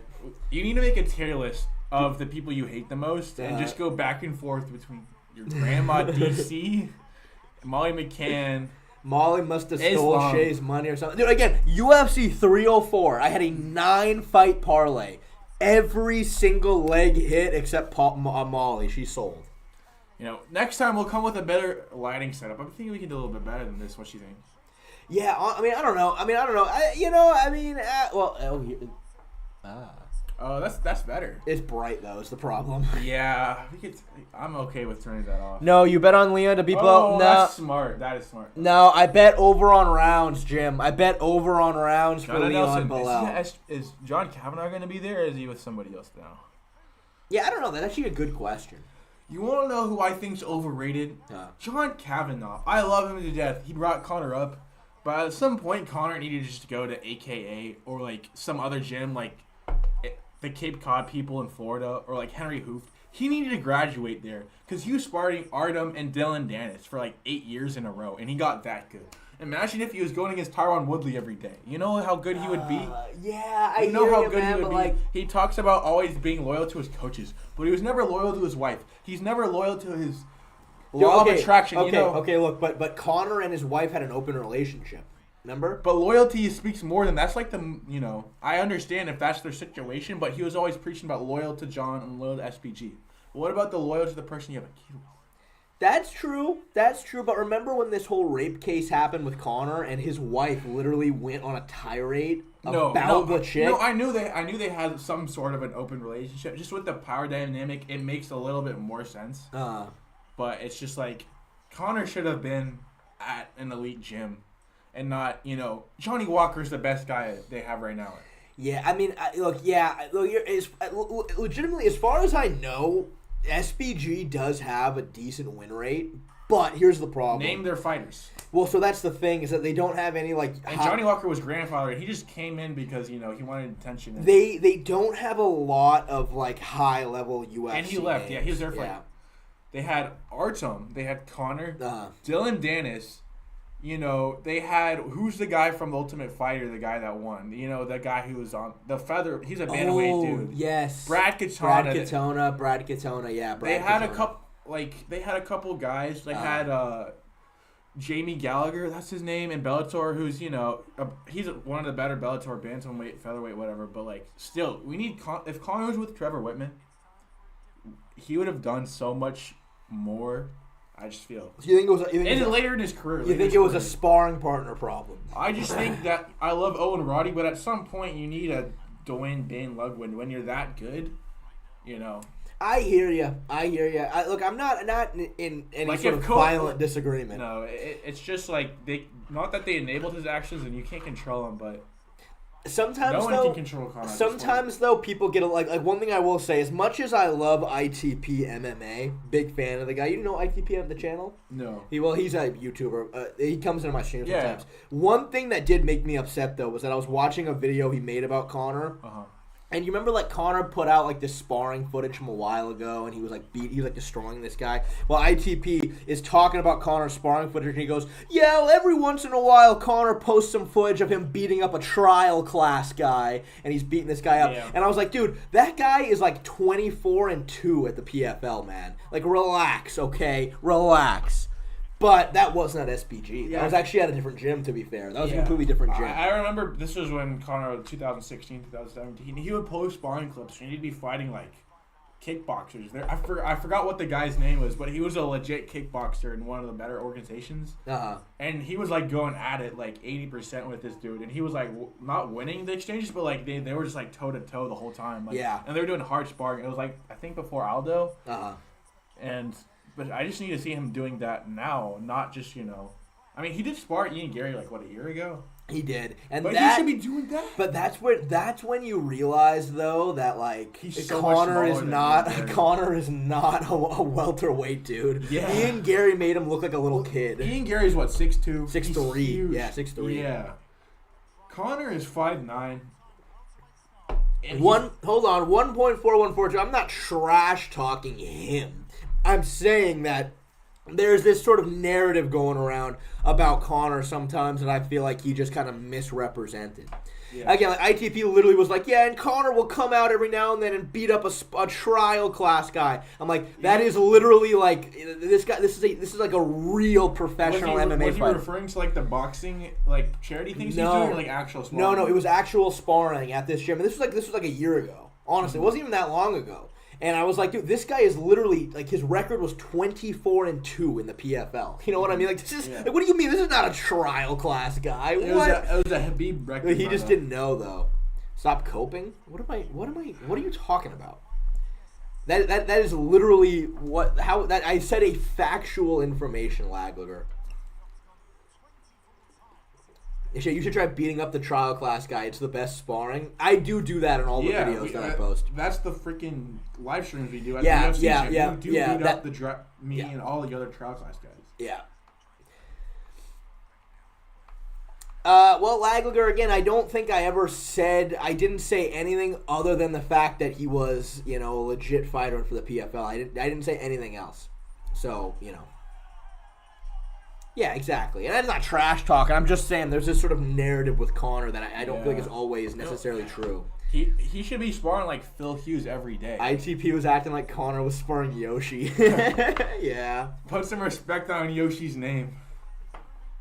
Has Yoshi been getting it in the training footage? Dude, you know what? Yeah, when I was dressed like a Jew, Yoshi landed a good shot on me right on the tip of the nose that actually hurt. Yeah, Yoshi actually cracked me. It was a little right. I don't even know. Throws, I've never sparred him, but I see him throw like the boom, Yeah, Yoshi. He goes in with the boom. He goes into 1-2. That's what I see. Yoshi's squirrely. He's quick and he's squirrely. Yeah, but Soccer Man came in and ended that. Yeah, Soccer Man, he sure did. He absolutely did. Is this at welterweight or 185 now that I think about it? It's a welterweight. Really? Kelvin Holland does not need to be at middleweight fighting René de Ritter, who's literally a two-weight rising world champion in literally a light heavyweight build, when he's literally 180 pounds. Yeah, I know.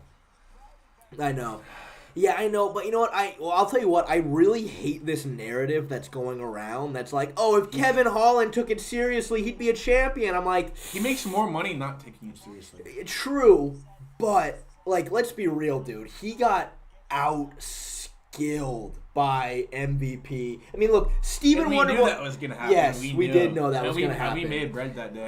Sure. Yes, we did. And I mean, look, Stephen Thompson. It's like, yeah, he could have taken him down and didn't. And I don't think he could. I don't think he could have tried at least.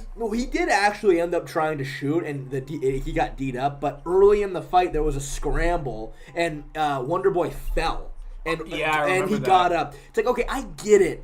But, like, he's not going to be champion, dude. I'm sorry, okay? He's not good enough to be champion. He's not. He's very good, but he's not quite to that level, Yeah, when he knocked out Jacare from bottom, that was an aura generation moment. It was. But Jacare's chin was so bad at that point when you get knocked out from a hammer fist while you're on inside. Like, I've never seen that before, ever. It's not even an up kick. Oh, dude, that's John Kavanagh. Yeah, he's there. Is that? That's Kavanagh right there, Is that? Yeah, I can't even tell. It is. That's Kavanagh, yeah. I can see the back of his head from anywhere. I can notice that. Even if Holland took down Wonderboy, I doubt he would do much to him on the ground. Look at Burns versus Wonderboy. Burns struggled to take Wonderboy down, barely squeaked out. Now Wonderboy's actually got good takedown defense. Yeah. And then, but MVP, like, there's no question. Like, he just, like, he tried to grapple MVP. Dude, he the tried. MVP Shara pick was so locked. It was, by decision was such, it's just Izzy sold me for $17,000, which hurts. I know. Which hurts. Why are you saying this to a ginger? I swear to God, Jackson doesn't really look ginger to me. The lighting's pretty poor. I'm pretty much blonde. My hair has a little orange tint to it, but, like, it's just the lighting at this point. Like, you would consider me blonde or brunette. You wouldn't call me a ginger person.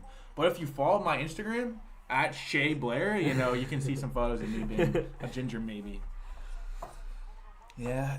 But I keep forgetting that Kevin Holland has that Jackson reach. Bro. I know, 81-inch reach is insane. That's insanity. So what do they expect Gunnar Nelson to do? Just to out-grapple him from 3 rounds? Yeah, probably. Gunnar Nelson does have more of a solid record than I thought. 19-5 is respectable. Yeah, let me check out. I want to see his quality wins, though, in the UFC. Because I know he's been in the UFC for like 10 years. I was like on Sherdog in high school looking at his stuff. He's been around. Shout out Sherdog. Would Leon get a title shot over Shavkat if he beats Brady? I think he deserves it more, but there's no hype for the rematch. No. Nah. I think the only interesting thing about a Leon Edwards title shot is if it's against somebody other than Bilal. Wait.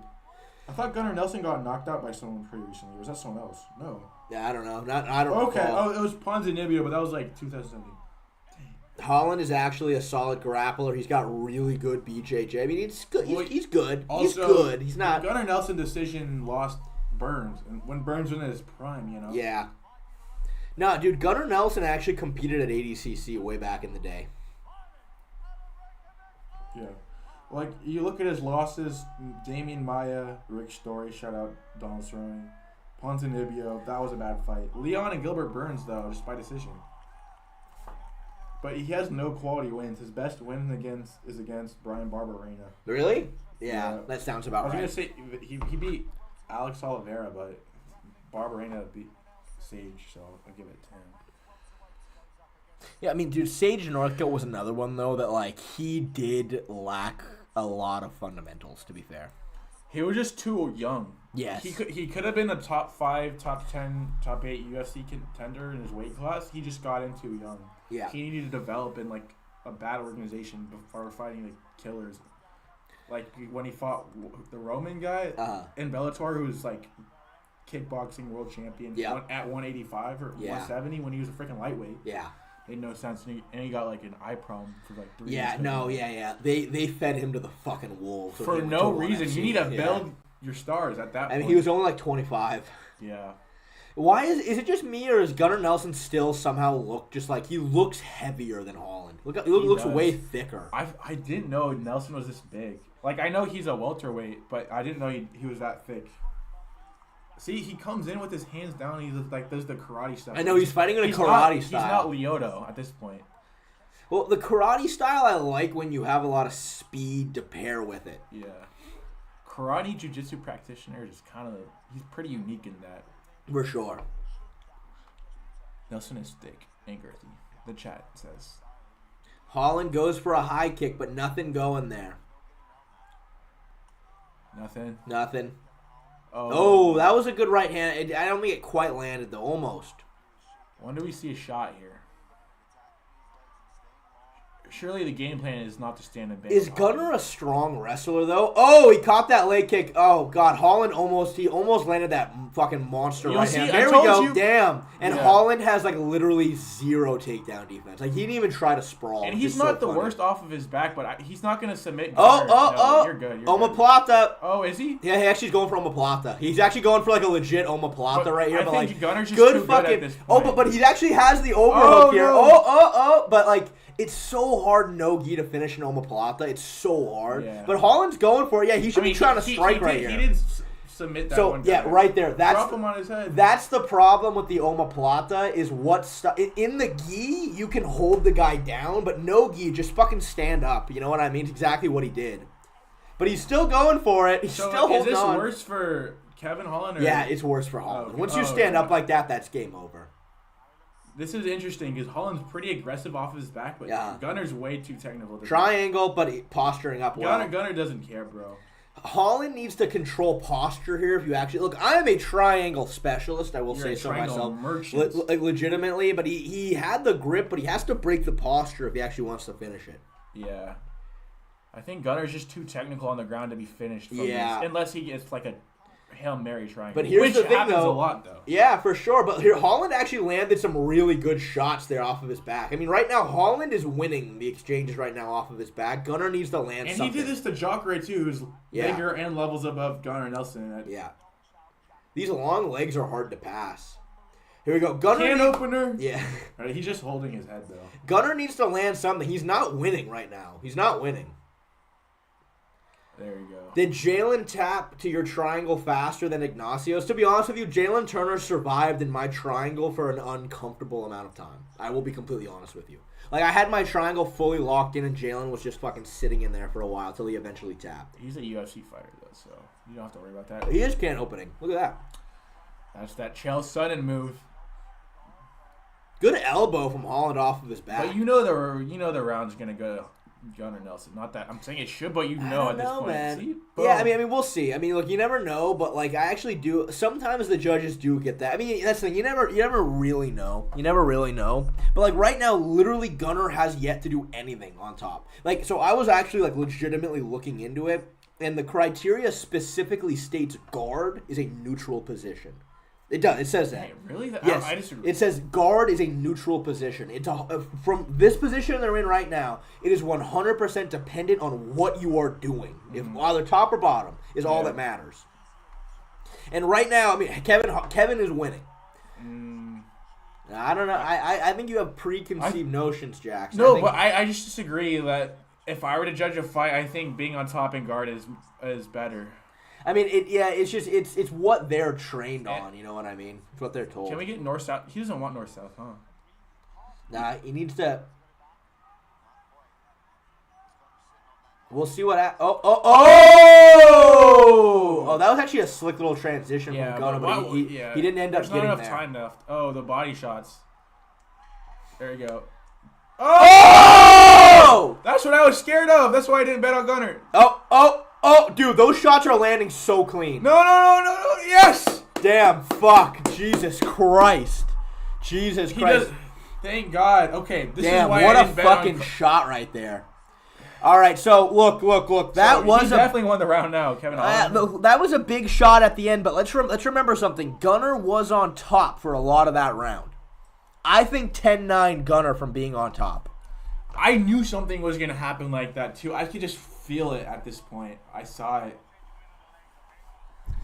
Man, that's crazy. That he legitimately fucking cracked Gunnar right there. That was a really good shot. It's because Gunnar was just there in his karate stance, and then he just threw a massive 1-2, and he just didn't even move. Yeah. 10-8? I don't know about a 10-8. I think 10-9 Holland. I think they should probably give out more 10-8s, but not to that round. Like, if it was Holland on top, and then he cracked him like that. See, like... Look at that shot right there. Boom. They could have easily stopped that. Yeah, easily. I thought he was going to step in. Some of those ground and pound shots were literally clipping the chin, dude. Like, I was like, damn, he might go out from one of those. So, this is where we see Gunnar Nelson. Will John Kavanagh have yet another loss? Dude, stop hating on my boy John Kavanagh. I like John Kavanagh. I do. Me and Reagan met him when we went to go meet Conor. Yeah. He got caught with an uppercut. Now, okay. Good knees to the body from Gunnar, though. To be fair. Yeah, Kevin Holland. This is where Kevin Holland shines, though. Yeah. I don't know why he's taking it to the cage because he's gonna be tripped here like a lot of the time. Yeah, we'll see. This is the problem, though. Sometimes these jiu-jitsu takedowns can be kind of hard, especially against a tall, lengthy Kevin Holland. Like, you gotta shoot. You know what I mean? The clinch takedowns are gonna be hard against the tall, lengthy opponent. But if you're boxing and he's bleeding head off, you're not gonna clinch him against the cage. True. The one exception to that, though, is Jalen Turner versus Renato Moicano. The length did not help with those clinch takedowns. Yeah, you could just... it makes more sense now that Jalen Turner's like, I was off mentally and all that. Yeah, like, you just don't walk off KO and then get destroyed the next round. I know. again, and he sold like a big parlay when I was in Vegas for that. Let's see if Kevin can shut up the doubters. I mean, okay, but let's be honest, Angel. Let's be honest. Like, I get it. It is kind of ridiculous that Kevin Holland was the underdog against Gunnar Nelson, but like, beating Gunnar Nelson to me is not like, wow, Kevin turned it around on every. You know what I mean? Like, no, he should beat Gunnar Nelson. He should. This fight's gonna be all Holland unless Gunnar Nelson pulls out like some like Derek Brunson wrestling in like 2 rounds. That's why clinch takedowns are hard right there. Gunnar was trying, but Holland's just able to kind of post and keep himself up. And Holland's not the type of guy to get off balance and give you a takedown, unfortunately. Yeah.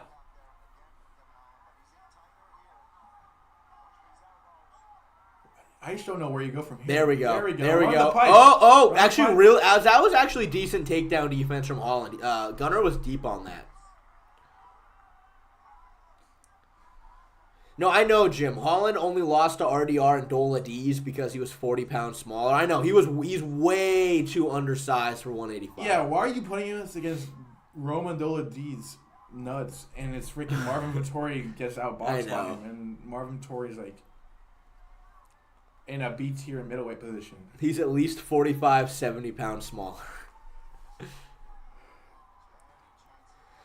Who was down and he couldn't beat Gunnar Nelson? Everyone just hates him because he's a climber. That's what I'm saying. That's what I'm trying to say. I'm in full agreement with you there. All right, this is where we see Kevin Holland dart someone who gets tired, even though Gunnar shouldn't be like too tired. Oh. But this is not going to win you the round, Gunnar. This is... Yep. Finally, that was a good shot. He needs to do something with these damn takedowns, though, man. He's tired, though. He's taking a lot of body damage, body shots, using the clinch. Elbows. Oh, that was a good elbow by Gunnar right there. Yeah, but Holland survived 5 rounds of this from Brunson. You know what's? Oh, that was a good shot off his back right there from Holland. And you guys called me a maniac for betting over 2.5 rounds. Like, dude, he was almost knocked out. I know. Well. Okay, and was he though? And yes, he's fine. No, he's fine. No, he slipped. That was a slip. Your parlay already lost, and there's still enough time for you to lose that singular bet. So all I know is Minecraft and Shaman Table looked at me dead in the eye through stream chat, and he went, Shay, if you're gonna do anything in life, you're gonna take that off the parlay. And I was like, no. Kevin Holland, Gunnar over 2.5. Yeah. I'm telling you. Yeah, it looks pretty good now, unless Kevin Holland, like, the double punches is crazy. Yeah. All right. Can this fight be 1-1 after 2 rounds now? This could easily be one of those fights where this guy just loses the first round, but barely wins the 2 and 3 and then wins the fight after doing no damage.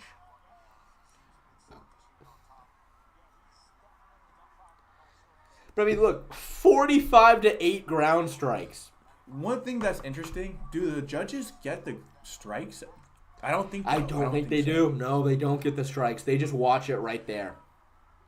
They sure probably have some sort of count. Another omoplata attempt. He needs to turn that into a triangle right there. Up. There you go. But he's just leaning. Gunnar looks tired. Yeah. Up kicks.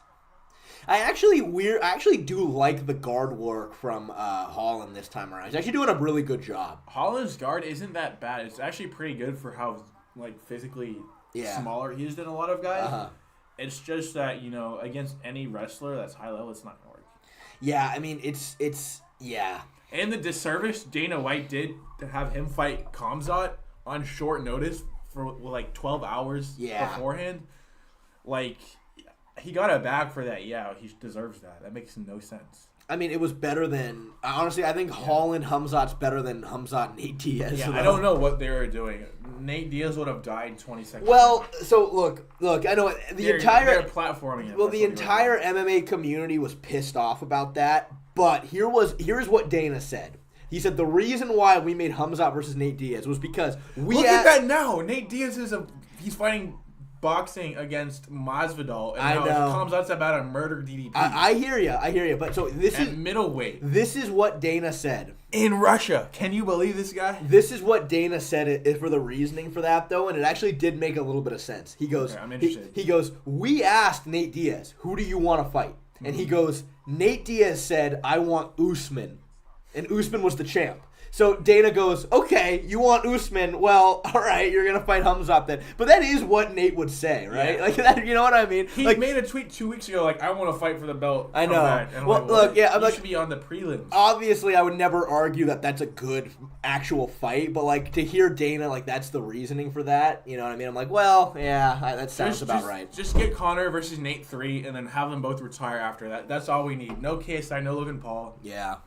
That's honestly the fight to make. Honestly, do you think Dana dropped the ball not making Conor versus Logan in India or whatever for $200 billion or whatever? Whatever crazy number that was. I mean, it would be a spectacle, but for the sport, it wouldn't mean anything, you know. But dude, when it's just to make money. When that was in talks, good knee from Holland in the clinch. When that fight was in talks, I went and actually did some film study on Logan, and I couldn't believe watching the Dylan Danis fight. He was throwing DDP right hands. Logan was throwing right hands, and his back leg was lifting off the ground. I was like, Jesus, how is it that Logan Paul is that fucking bad? I mean, Jake Paul versus Mike Tyson, like, did you enjoy watching that, to be honest? No, but I knew I wasn't going to enjoy watching that. Like, I knew that fight was going to be an absolute slaughter. Actually, I'm glad that oh, nice. That was actually a really good takedown. Oh, all the way to mount, this too. This is huge. This is where Gunnar shines. Whoa, all the way to mount, too. He has the arm.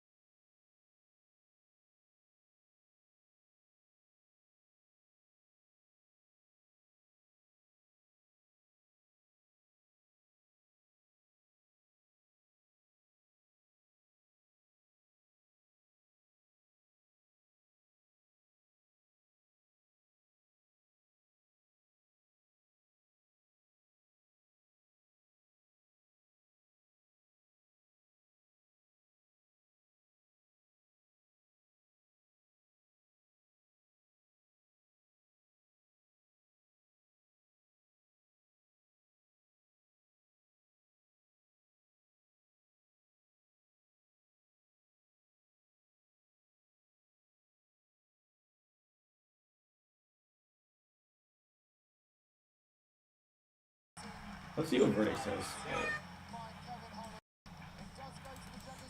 All right. Okay, we fixed it. Yeah, I don't know what happened. I had to just plug in a brand new mic, pretty much. All right. Your cat was sent by the Minecraft enchantment table and got us cooked. Yeah, probably. That's what I imagine happened. All right, there we go. Cool. All right, we're back. Well, that was a great fight, man. That was a great fight. Kevin won, but he should probably retire still. Like, I'll be completely frank with you. But whatever. That's fine, I guess. That's fine. Oh, Jackson is so hyped up from that fight, he's fucking shadowboxing. No, I got a big $100 parlay. Not even parlay. It's just a single bet on Jan. So, do you guys remember when Minecraft Enchantment Table told me that I was insane for putting over 2.5 rounds on this fight? Remember when he was like, Shay, you're an idiot for that bet, and that bet just hit, and I just won a ridiculous amount of money because of that? And it went to decision. 3 rounds. Yeah, no, it's going to be probably 2-1 to Gunnar, I imagine. Or, sorry, 2-1 to Holland, I imagine. It's going to be 2-1 Holland, I think.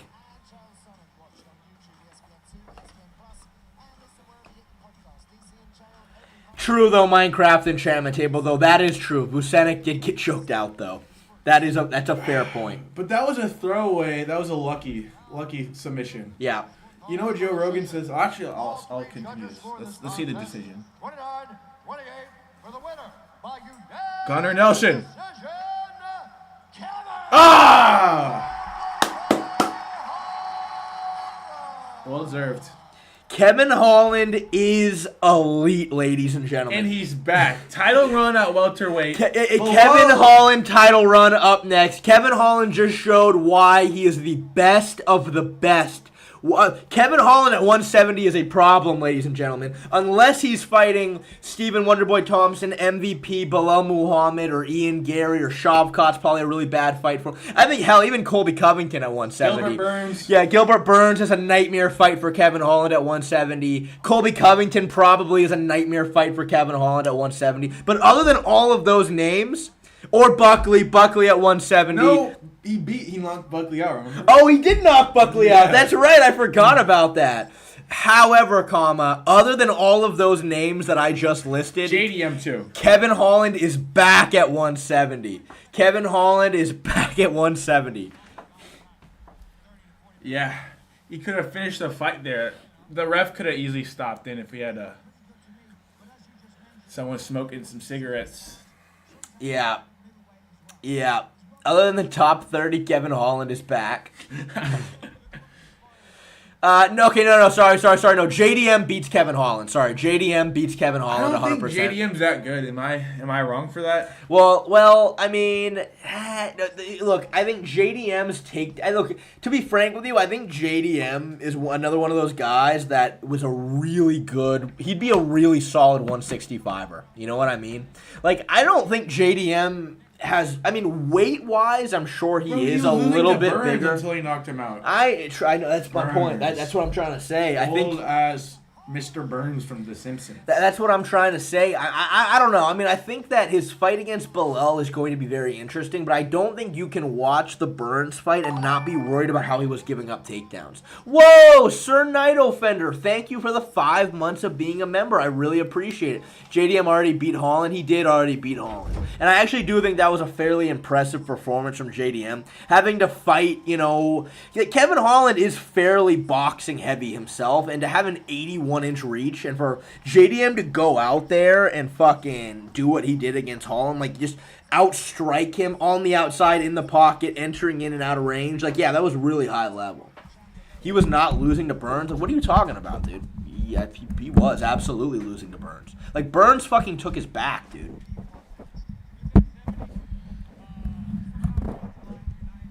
God, the problem with this microphone just doesn't sit up the same way. Hold on, it's better now though. It's better now. Sean Brady is gonna wash Leon. I mean, maybe, man.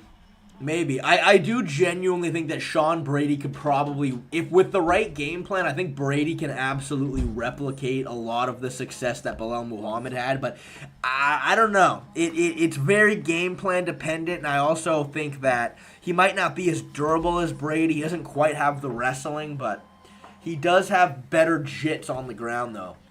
Yeah. Here we go. Olberg versus Jan.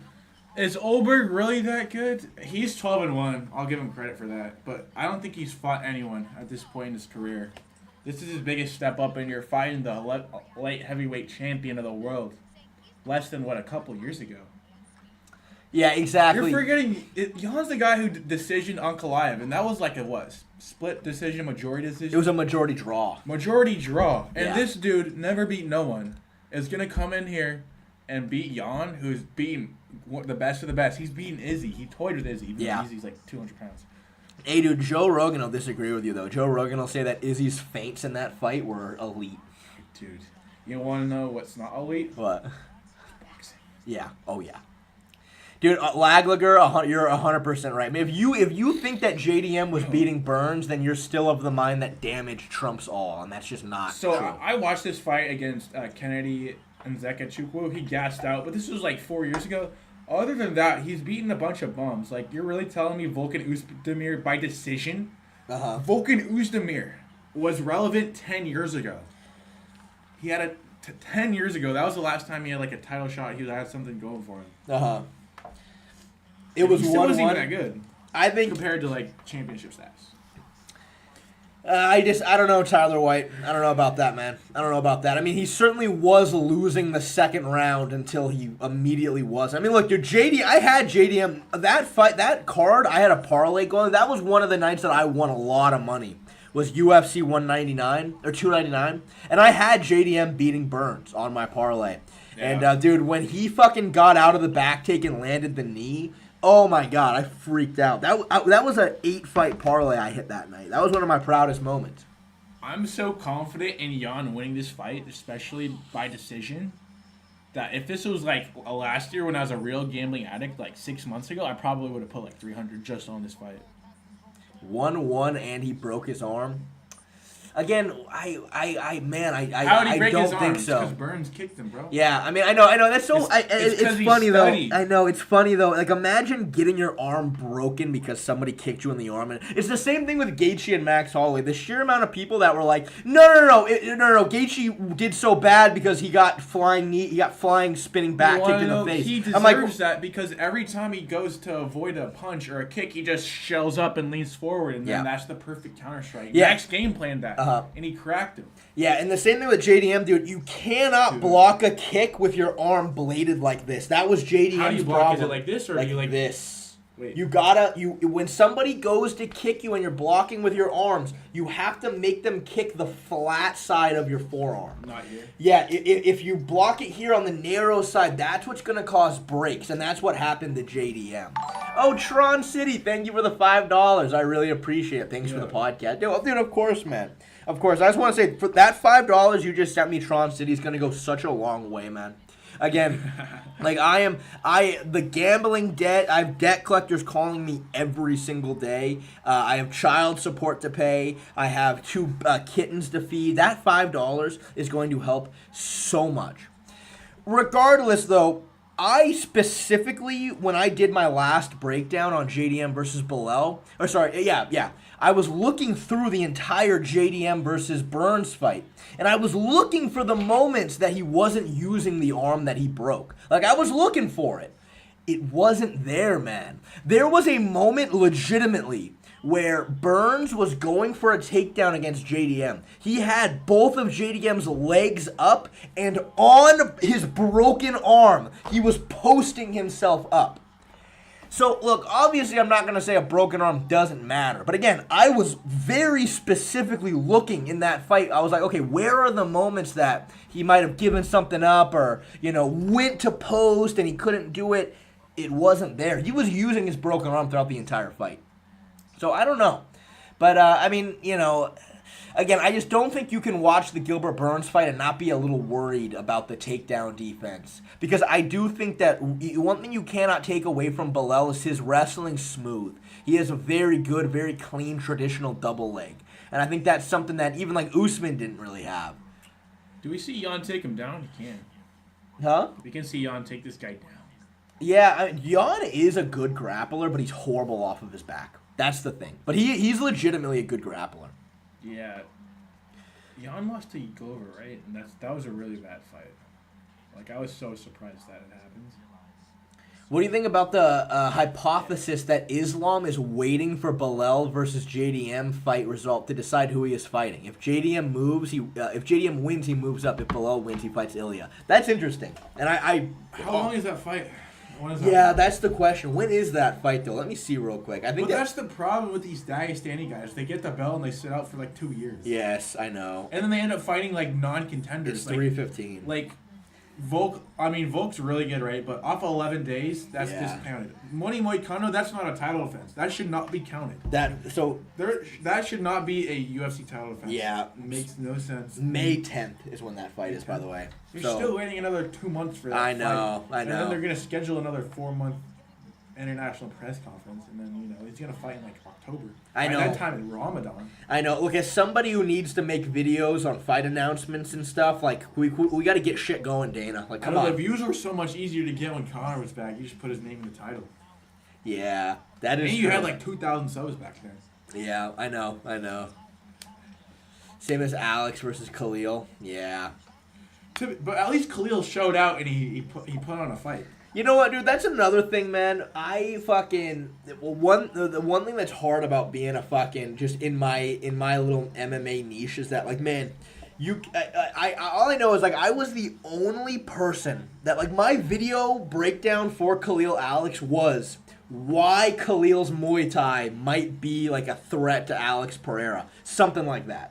Nobody gave Khalil a fucking shot. And I feel like I was the only one saying, I was like, dude, I actually legitimately think for this, like, these specific reasons, the way Khalil blitzes, the hooks mixed with the straight shots, like, I think it could be a problem. Not one person said that video aged well. And not one. Khalil has done it to guys who's moved up from kickboxing. Yeah. He knocked out in starch Gokhan Saki. Yeah, that's a good pull. Yes, he did. Gokhan Saki was one of the greatest in his weight class, Yeah. like 10 years ago.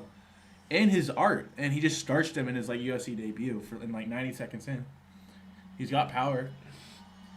Here we go. That's Daddy right here. Kenneth gave him a chance too. Yeah, I bet he did. I'd love to hear Kenneth's reasoning though. Thank you, thank you, Minecraft Enchantment Table. I appreciate it. Yeah, I would love to hear Kenneth's reasoning. I bet Kenneth had a lot of, like, really good, really solid, like, very specific strategy and game plan examples. I bet Kenneth really broke it down very cleanly. So when he always does. The hierarchy of MMA YouTubers, I feel like Kenneth, with his analysis and his breakdowns of each fight, has to be the clear-cut #1 pound for pound. I agree. Everyone else is just, they're not on his level. I agree. Groundbreaking. I agree. No, 100%.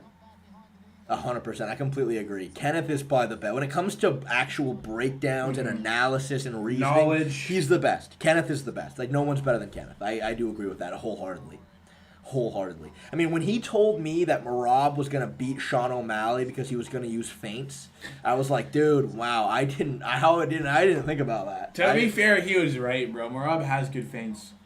You think so? Not for striking purposes, but it sets up the wrestling, dude. That's just what he did to Umar, bro. He'd just be feint. Feints. It was the feints. It was more his cardio. His exact words. He has the cardio to do that. His exact words were feints and the will to win, is what he told me. And I went, dude, fucking, I can't break things down. I think that was the one he did get right, bro. I agree with him on that one. Which one? Fate and will to win. Oh, if you grow up in Georgia and you're Russian, you got something that, an American wouldn't have. Sean O'Malley's never been through that poverty. He doesn't have that immigrant mentality. That Stipe, Khabib, Miocic, motherfucking shit. I know. I get it. And that's how Merab's cardio is so good. It's not because of EPO. It's not because of any of that. It's because he's the GOAT. I agree with you, man. I agree with you. I'm glad that Jan doesn't have any gray hairs yet. I'm a little bit more bullish on his chances to win. All right, $100. Did I just donate $100? Let's see. 42. Damn, I thought he was like 44, actually. He's actually a lot younger than I thought. Wait, who the hell told me that Carlos Ulberg was 38? Someone said 35, but he's 34. He's 34, okay. Dude, really? Do people think he's going to knock out? I would be I wouldn't be shocked, but, like, I expect this to be a little heavyweight decision action. Yeah, I actually genuinely thought that he was older. I really thought that Jan was like 44. What was it? He's actually younger than I thought. Did he have a good last showing? Let's check. Young coach.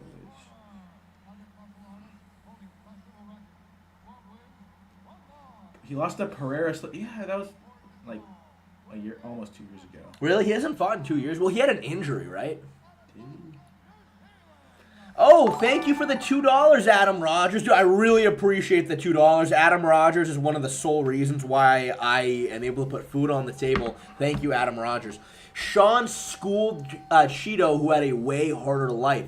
LMAO. What's good, Kevin Miller? I know, but here's the thing. Cheeto didn't use feints, and he didn't use the will to win. Cheeto's just, on a striking level, like, Sean's the best bantamweight striker, so... If you put a non-wrestler against him, Sean's going to win. Honestly, yes. Like, Sandhagen would be tough just because he has wrestling and striking, but Sean should still win that on paper. Yeah, I actually do agree with you. Who at 135 beats Sean in a straight-up kickboxing fight? That's tough because he's so fast. Okay. Sean is so fast. Like he has this mix of speed and power and still like legitimately really good cardio. Yeah. Which I think is very interesting.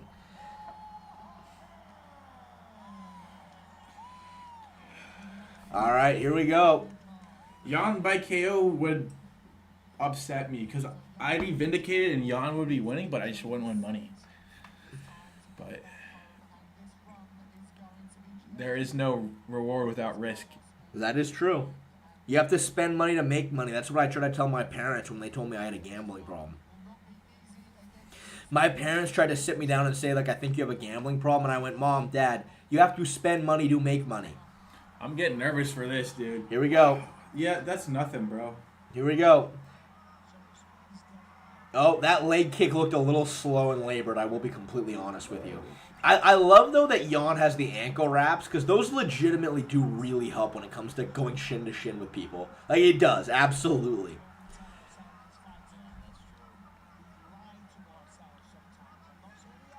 Damn, Ulberg looks fucking fast. You see that? He actually looks really quick. He is fast. He's fast. But he's going to crumble with the Polish power. Just you wait. I hope so. I hope so, too. Yep, nothing. You said your mom was MIA? Yeah, I mean, I do have a stepmom, kind of. But she, hasn't been in my life that long, but, I'll throw her into that category. My actual mom, though, is MIA. We need a freaking... Oh, that was actually a good shot by Jan right there. He's doing a good job trying to cut off the cage. The way that Ulberg is standing with his lead leg so bladed, I would think Jan could take advantage of that with the calf kick. That was a good calf kick right there by Jan. I've seen Ulberg gas, and he's fast. He comes out hot, but like I've seen him gas where he's to the point where like he's fighting a bum and losing rounds because he has nothing left. Yeah. Yep. Oh, Jan wanted that leg kick there, but Ulberg saw it coming. Come on, body kick. Do what you did to Dominic Reyes, except don't finish him. Yeah. It's crazy how long ago that was now. Jan versus Reyes? That was years ago. Reyes was going to take over the light heavyweight division after John. Yeah, I know. I thought he was the truth. I know, yeah. He got swindled. Yeah, we certainly. I mean, dude, Reyes has zero striking defenses. And the problem is, though, John is not. No power. Yeah, John is not going to. He has no power, and he's not going to actually hurt you with his hands. Whereas, like, Yuri, Jan, even Ryan Spann, it's different. It's different. They're going to crack you with Ryan Spann, bro. You watched this fight last week? Yeah. Oh, really good calf kick by Jan right there and a jab. So far, Jan is winning this round. I hope so. Yeah, he's going to just try to outlast Ulberg, get him tired, get him slow and labored, and then just take over. Now, he's going to pressure a little bit. There we go. Dang. Blachowicz went shin to shin with that one right there. It doesn't now matter. Polish power. Yep. Oh, that was a heavy calf kick by Blachowicz. Really heavy calf kick. You know, the way Olberg is standing, the calf kicks are there. Absolutely. Yeah. And Jan's the type of guy to be able to get those through. And something that Jan does that I like is he very, very rarely overextends. Mm-hmm. Like, he's not really giving Olberg much to counter. He's just, pressuring, tight guard, being durable, spamming leg kicks. We went shin to shin with him again right there. So is that bad for Olberg or Jan or both? Or... I think it's worse for Olberg, 100%. Oh! Snuck it upstairs with the high kick right there. You don't see light heavyweights at 42 being able to do that. Nope.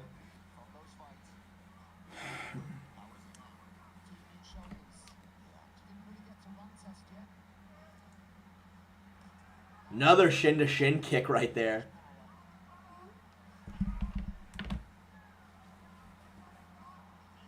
All right, let's win this round and tire him out here.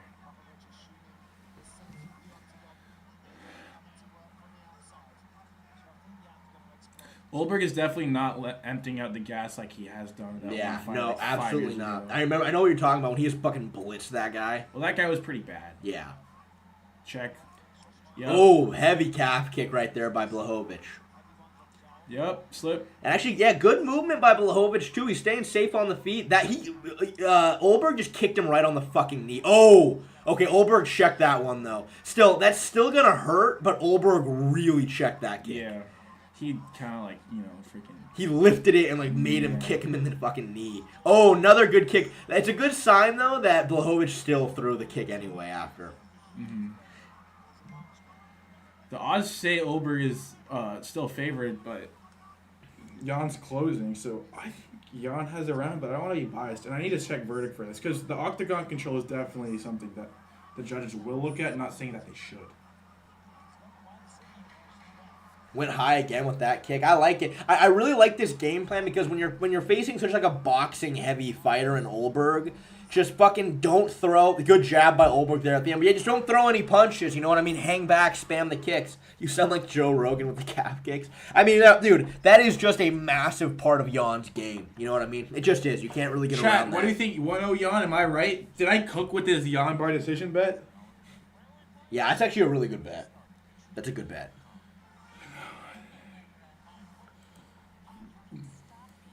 I'm going to go to the bathroom real quick. I'm going to check what If verdict... the fight starts, Jackson, use the mouse and click the start button. All right, $2 and I'll talk about Shay's personal life. He heard that. All right, chat. Jan is historically good against boxers. Shout out Lagalager, the GOAT. Okay. We need the verdict to come back and tell us what's going on. Polish Power, let's go. Tyler White, I would be so upset if if Jan got robbed, I'd be so upset.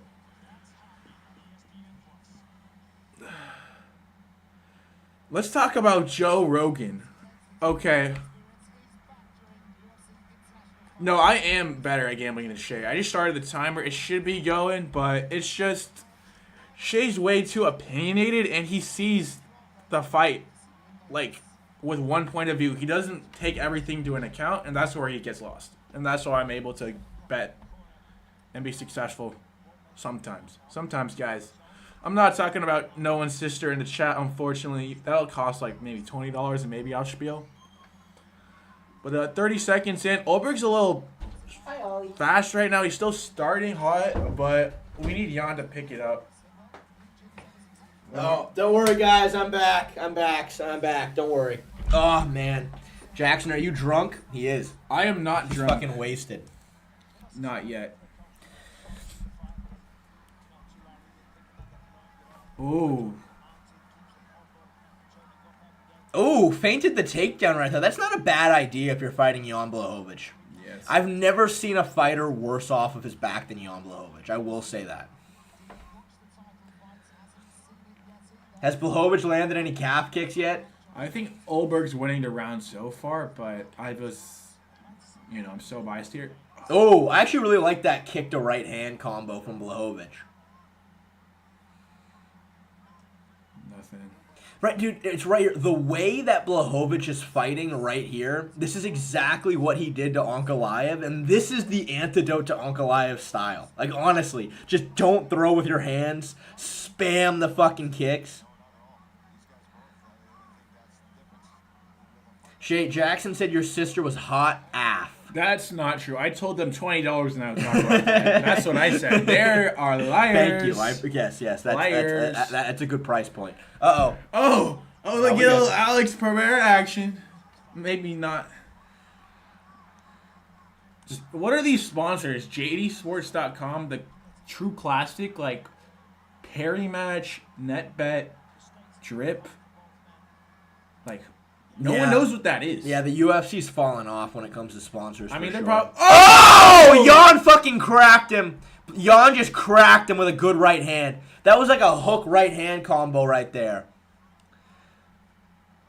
Damn, dude, Jan Blachowicz, why the hell, dude? I bet on him when he was like literally plus 300. Yes! Oh! Look at that slip and rip right there from fucking Blachowicz. And oh! Damn. Dude, Jan's a fucking monster. And the dude. live odds still say Ulberg's, I know, that's crazy. I don't know if they're wrong or I think I'm right, but it just doesn't make sense. Like, I had... No, Jan's outstriking him right now. Verdict has round 1 to Jan. No, Jan is... The power punches for sure this round are Jan. Yes, Jan is Ulberg legitimately a has very good grappler. Kicks, but, like, Jan eats those for breakfast, bro. Those are Wheaties to him. And Ulberg's not being able to stop the pressure. He's going to be on his back. That's the big problem. He needs to try to land something. And he has the speed, but another really good leg kick from Jan right there. And we haven't seen the Ulberg blitzes this round. No, not at all. Outside of the first 30 seconds, it's just a leg kick and defense. Well, I think it's really hard for somebody like Ulberg who relies on landing a big shot on you, whereas Blachowicz is so durable and he's not overextending. Yeah. He's not leaving any openings. He's so comfortable just hanging back and just destroying your legs.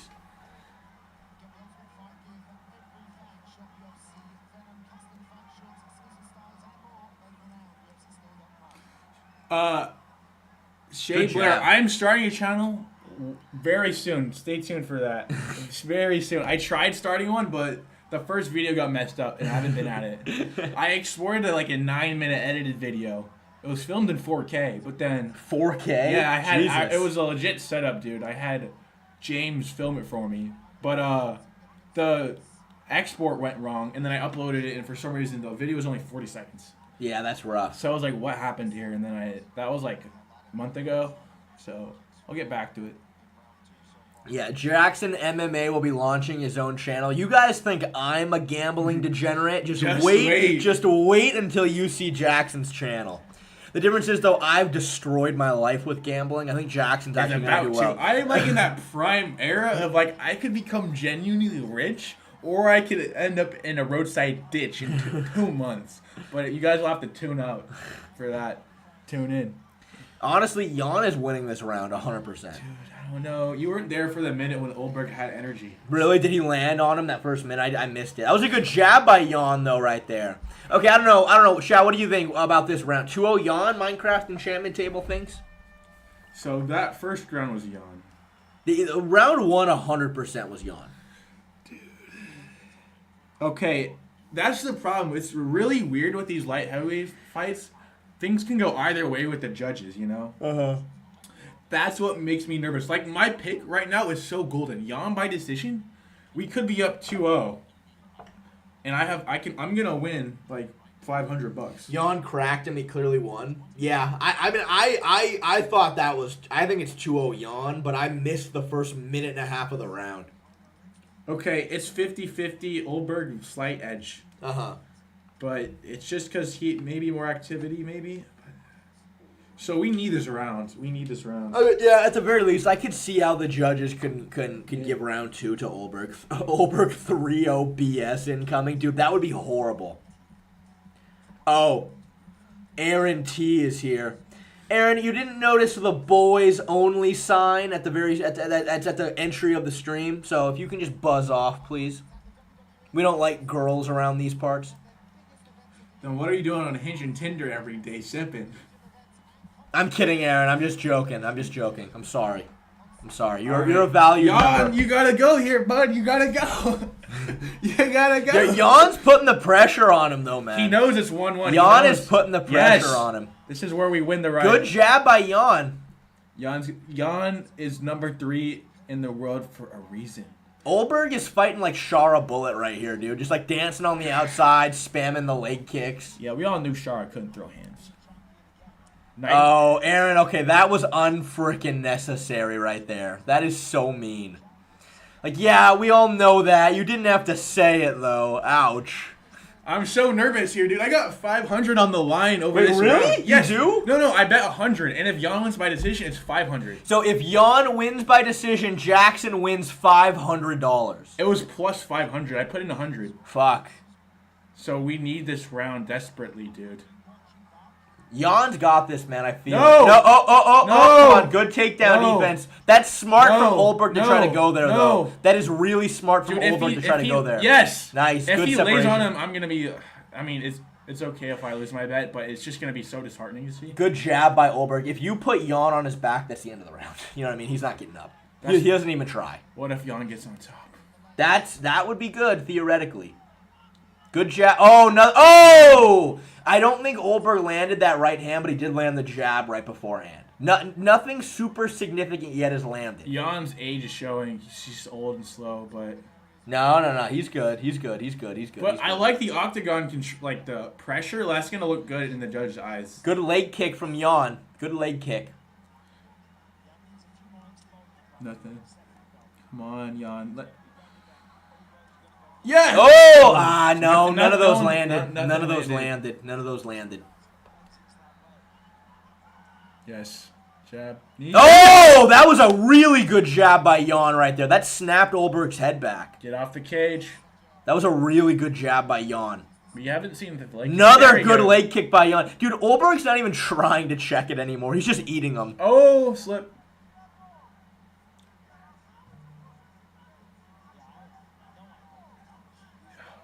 Yeah. We're just going to need a leg kick this dude. Nothing. Yes, Jan. Go forward. Yeah, Jan needs to be on the front foot. Jan needs to be on the front foot for sure. I just need Jan to land at least one more significant strike right there. Yeah, that was nice. I wish he would end that flurry with a leg kick, though. Okay, Olberg, the live odds have Olberg, but it's still... I don't know about that, man. I really don't know about that.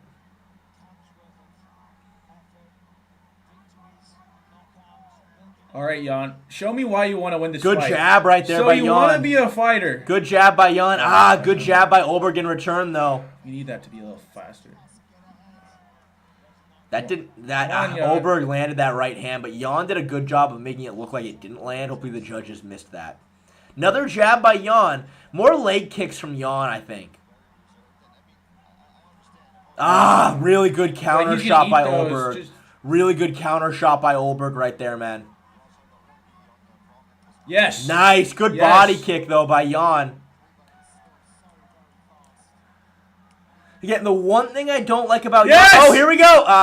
Nothing. But as Daniel Cormier would say, though, at least he's thinking about it now. At least Olberg has to think about those takedowns now. I think this is all Olberg this round, dude. Jan's cut. Leg kicking him to death. Yes. Good body kick. Here's the thing, though. I really think that round 2 could have gone to Jan easy. So if he could get 2 judges. What the frick is a distance attempt? Distance attempts per minute is such an obscure stat line to list. Nice. I don't think Jan landed, but let's just hope the judges thought he did. Come on, Jan. He needs to land one decent little shot right here, and he steals this round. Nice kick. Nice. Good jab by Jan.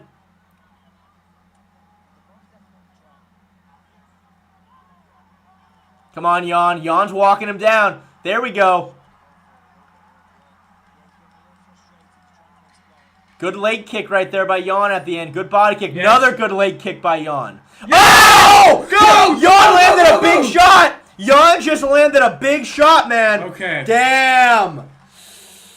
Everyone's saying Jan 2-1, but dude, Jan won that fight, I think, but I don't know. The judges might screw him over. Dude, if we get screwed, bro, for 500. Yeah. First, it's low-key 600 because I have basically 116. And I put 100 on this fight and then 16 on a bullshit parlay with the next fight. So, oh god.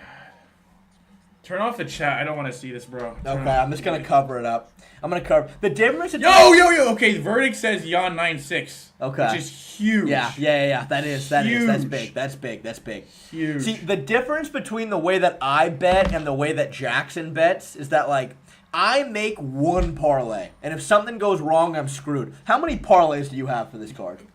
Very unusual, but I just have 2 bets. One is 100 to win 500 on this fight to win decision. All right. The other one's the same thing, decision Jan, and then Leon overstrikes at 66, which is a pick'em. So that would take $16 to like 170. Normally, though, you have a lot of parlays, right? Don't you put like 4 or 5 for a card? If the odds are wrong, I will do that. And, UFC, what was it, 309 with Stipe John? That's when I had a lot of parlays, and I hit everything but the Mega Mind, the 100K one. That's your problem, Shay. You got all your eggs in one basket. Look, that's the thing. Like, if Jan is able to win this fight, then my parlay is doing really well, apart from Jordan Vucinic at fraud check. All right, don't look at the chat. Don't look at the chat. I'm not looking. Here we go. Turn this up. Gentlemen,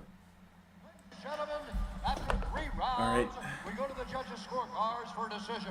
Come on. All 3 judges for Yes. this contest. Yes. 29-20. 29-28 for the winner by unanimous decision. Oh! What? That's horse shit! That's unanimous? I'm here with the winner. Oh! I'm here with the winner. This stings, dude. This stings. Tyler was right, dude. Jackson just lost out on $500 on that bet, and you got robbed, dude. That was a straight up. That was blatant highway robbery right there. We just witnessed the judges take a dream away from Jan Blachowicz. And Jackson. That's what we just saw. Thank you, Birdie, for the 10 PLN. I am on the edge of the window. I hope Jan won. Oh no, you're about to jump. Jump, man. Jump. Man. Dude, it hurts because I called that fight pretty much to a T. Yeah, you did. And I put my hard-earned money. I work really hard gambling every day for that money. And then I just get short. Yeah, that was horse shit. I mean, I don't know. Look, okay, round 1 to me 100% went to Jan. I think rounds 2 and 3 were close, but dude, Jan really landed on him at the very end there. You saw that? I mean, Verdict had that for Jan Blachowicz. Verdict had that fight for Jan Blachowicz. And man, that is literal highway robbery right there. Dude, I was so confident once I heard 29-28 that he was going to say Jan, and I was like, yeah, me too. I was me like, too. yeah, that makes so much sense. Damn. And that's rough because, again, yeah, you called that fight to a T, and now because of the judges, you lost out on $500. Yeah. That's crazy. Yeah, that's bad, dude. That's poor. That's poor. I mean, I don't know. I really thought round 3 was close, but Jan cracked him at the end there, man. But I don't know. Yeah, the thing is, he kicked him. The activity from Carlos in round 3 was up there, but it was just leg kicks that Jan was walking through. Yeah, I mean, dude, I know. It's just, it's so hard with the judges because, like, they have a very strict criteria they're supposed to follow, and it seems like a lot of times they don't even know their own criteria, and that's what Justice for Jan and Jackson, bro. I know. That was fucking highway. And I was going to give some donuts to the chat, too, if we won, bro, so we all lost. Should I bet $5K on Leon, considering it right now? No. Look, I think if you're going to base Leon versus Brady off what we've seen from either of them in the past, I think you have to go Leon Edwards. However, I think that Brady is very capable of sort of replicating a lot of the game plan that Belal Muhammad had. I think he's very capable of it. The problem that I see with Sean Brady is that he tends to try to give guys space out in the open. And I think you really can't give that to Leon Edwards. I think Leon Edwards specifically really struggles when you close the distance on him. And I think, again, Brady typically, I think he honestly has overall slightly cleaner boxing combinations than Belal, but it's close. But after Brady lands, just he instinctively backs up and gives you space. If you give space to Leon Edwards, you're fucked. I mean, Leon Edwards in the division is probably the best at kicking range.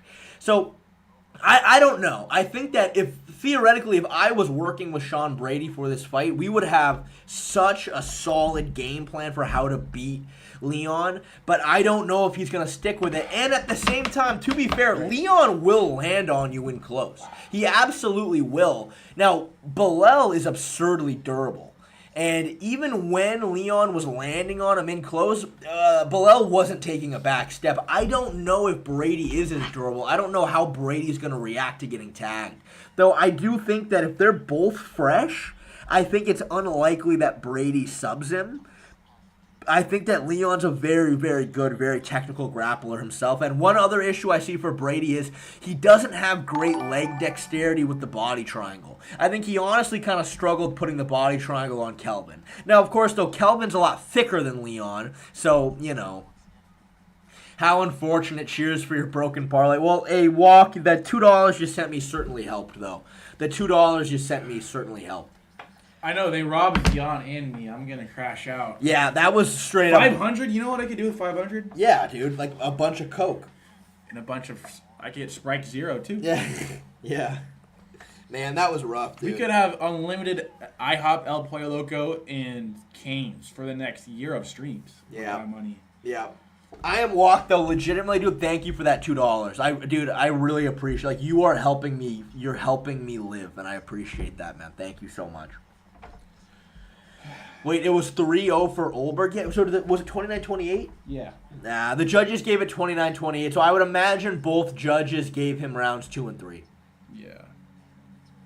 Jackson, what will your audience members be called? I.e., we're Shea Cells. What are you going to be called?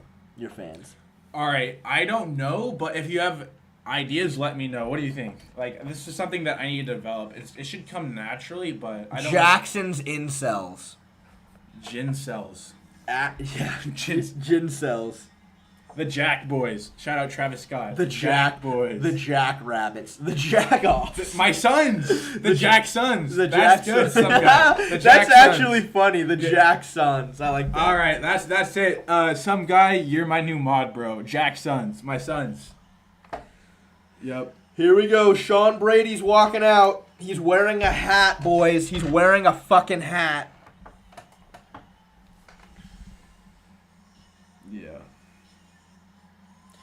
If you had to bet $5K right now, what would you bet on? Decision or Leon? Be for real. Legitimately, I would bet on decision. If I was going to bet $5,000 on this fight, I would bet for it to go to decision. I wouldn't bet on Leon to win. How meta is this? Jackson is on stream typing in stream. That's how we know I'm an iPad kid. If you guys want to know how to get robbed on parlays by the judges, you can come to my channel. Oh, man. Oh, man. I mean, this will be interesting, man. It's very interesting. Such a stylistic moment. This is I'm about to come. It's just such a game plan specific fight. I feel like the only way that I could truly be confident on the outcome of this fight is if I saw what both teams were working on in camp.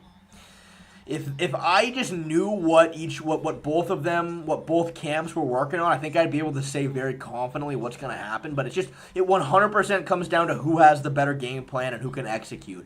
I think theoretically this is Sean Brady's fight to lose because the game plan, I think Belal spelled out very clearly on where Leon's weaknesses are, though. And I do think that Sean has specifically, it's the quick combinations in close.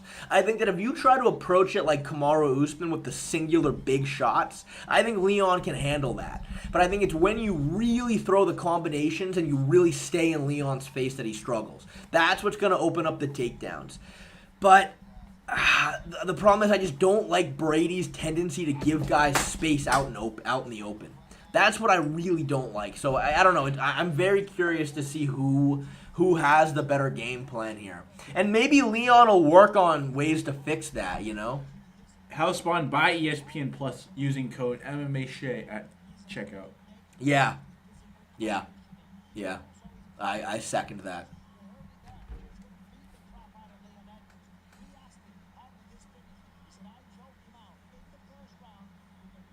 Ah, man. Leon will definitely win. Yeah, I mean, again, I think that if I had to base who I think's going to win based on both of these guys' pure tendencies, you got to go Leon Edwards. You have to go Leon Edwards. Again, though, if I was working with fucking Sean Brady, we would have such a solid game plan. But here's the thing, Sean Brady does have Dean Thomas in his corner. And I legitimately do respect Dean Thomas's mind when it comes to MMA. From what I hear from him, at least. He seems to do a good job. All right, Shay Brady is chinny. Yeah. Yeah, I mean, yeah, that's a good point. That's a very good point, Minecraft Dude, Enchantment if you Table. get finished by a mirror- However, though, Leon Edwards, I would say His power isn't really there. he doesn't have power with his hands. That's the problem. That's the thing. He could get to Brady with his shots, like he has enough pop, but Yeah. Yeah, that's the thing. I mean, I think that, again, like, there were moments in close where Leon legitimately landed on Bilal, but Bilal just didn't take a back step regardless. So I think that is a really big question mark, is how does Brady react to getting tagged? Dang, bro, no one subscribed to my YouTube, bro. I'm only at 580. I need 600 by the end of the live stream, and Shay will take his pants off. I will. I'll take my pants off. 600. Yeah. 17 more. Damn, they took away Leon's custom shorts. They're like, you don't deserve that. He did have some whack custom shorts, though, dude. Like, what? Leon's custom shorts were so shitty compared to everybody else's. Yeah, compared to Bryce Mitchell's. But dude, Bryce Mitchell has always had those custom shorts, funny enough. Reebok, give me the camo shorts. Oh, he got them with Reebok. Sub for free Shay content. Exclusive pay-per-view. If JDM beats Bilal, Islam should beat JDM, dude. I think he just murders him on the grounds.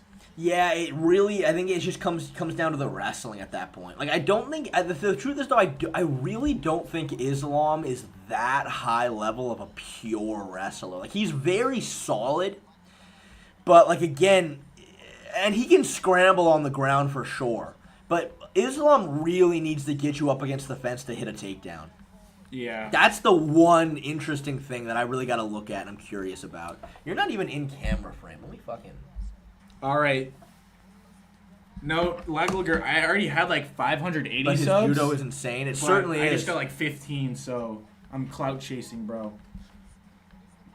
Once I put Shay out for real in the UFC gym and he can't come back, I might have to take over the stream. You know what I just noticed? You know what they're not doing anymore? They're not. Remember how they used to, when they would pull up the tail of the tape, it would be the fighters live. It'd be like a video of them, and they would like look around. They switched it back to just it being still photos. I miss the old UFC music. The da. Yeah, yes, I know what you mean. Yes. Yeah, with the gold graphics, not like the red and black ones. Can I be honest with you? Sean Brady's chest tattoo is so bad. It's so terrible. All right, final prediction. Who wins? Leon Edwards. Leon? Final prediction. I ain't tissy fitting it. I think Leon. 500 subs? How? You have 0 vids? I used to make Madden videos like 5 years ago. Really? Yeah. I didn't even know that. And I had 580 subs, but that's not like a lot. MMA Jackson collabing with smaller creators like Shay is so sick. I know. Yeah. I know. I mean, me and MMA Joe are going to have a debate. We're going to be like, what's the legal age of consent? And he's like, 12. I'm in Washington, so, it's actually 15 and a half. Like, if they can get their driver's license, they can get something else. That's what he thinks. Damn. You had that ready to go, didn't you? Look at Brady. Look at that tat. That's just all around horrible. He's a bowling ball. Like, what even is that? What even does he have on his chest? It looks horrible. Bowling ball, Brady. I don't mind his back piece, though. His back piece is kind of sick. I mean, not that I'd get something like that, but it is kind of sick. Would you get it if the stream paid for it? If like we got enough donos? Fuck yeah. Or if you got it for free? Well, that's gonna cost thousands of dollars. So, I think Pro Gambler is a better username for Jackson. Mr. Master, if you want to see that fight, go sub to my YouTube and go donate to Shane, become a member, and then we're gonna stream it live on pay-per-view next time. Are you guys from Washington? No, we're straight. Yeah. The Washington reference is because their Romeo and Juliet laws are pretty progressive. Is that right? Yeah, I think the age of consent in Washington is like 16. It might even be lower. Maybe Utah has something like Damn, that. look at Leon Edwards' back. He has such a aesthetic physique. Yeah. Too bad it didn't do nothing against Amir. Well, Amir's physique, he's like a straight bro. up, yes, oh, for sure, he is, for sure. He hit puberty twice. That's the smartest thing you've ever said. You think so? Yeah. Thank you. I know. He did, though. He absolutely did.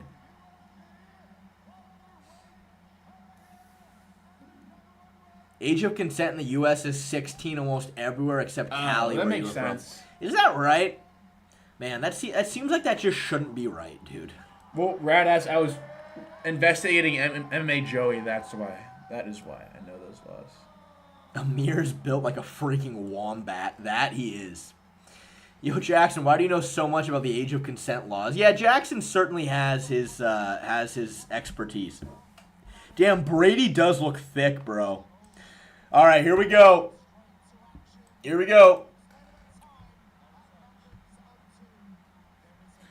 This is such a great fight. I love the UFC. Oh my god. I've been waiting for this for like 2 days. Bro, 16? It's 16 and 40 states, 17 and 5 and 18 and 5. Damn. Maybe I needed. Here we go. Oh my god. Oh, Brady. Okay. There we go. When's he shooting? Like 20 seconds? Well, this is good from Leon to try to hold the center the way he is. That's really big for Leon. He can't get pressured and he can't get backed up. He needs to hold the center. Fighting Habib. Yeah. Oh, that was a good teep right hand from Leon right there. Really good teep right hand. Man, if Leon had more power in his hands, he'd be such a motherfucker to fight. But because he doesn't... Oh, that was another good uppercut from Leon. Nothing. Brady is really trying to close the distance. Leon did a good job staying on his bike and circling there. The difference was, though, when Leon would try to circle and move away from Bilal, Bilal never stopped being in his face. There was nowhere to run. But Brady it looks like he is trying to pressure, but he's not doing it as well.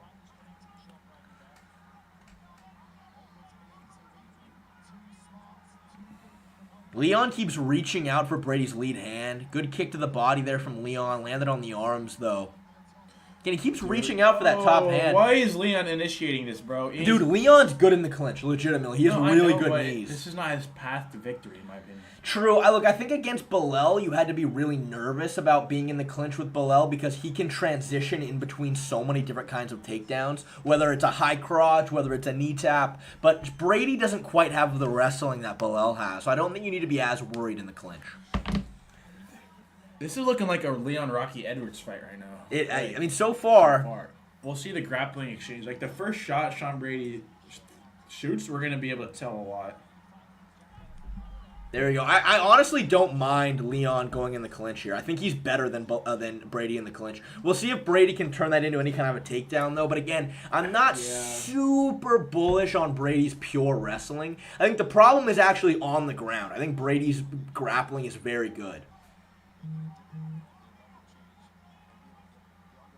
Good inside leg. Oh, that was a good. That was a good piece in a soda. soda. Yeah, Brady fucking tagged him with a decent little combination. Too bad he's got no pop. Yeah, I'm surprised we haven't seen that many leg kicks from Leon yet. That's true. He doesn't want to get it caught, and he's gonna shoot off of this. Yeah, that's what he's probably scared of.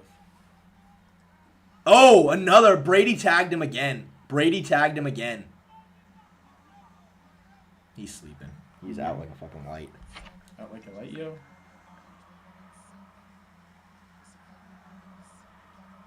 Good head positioning from Leon here.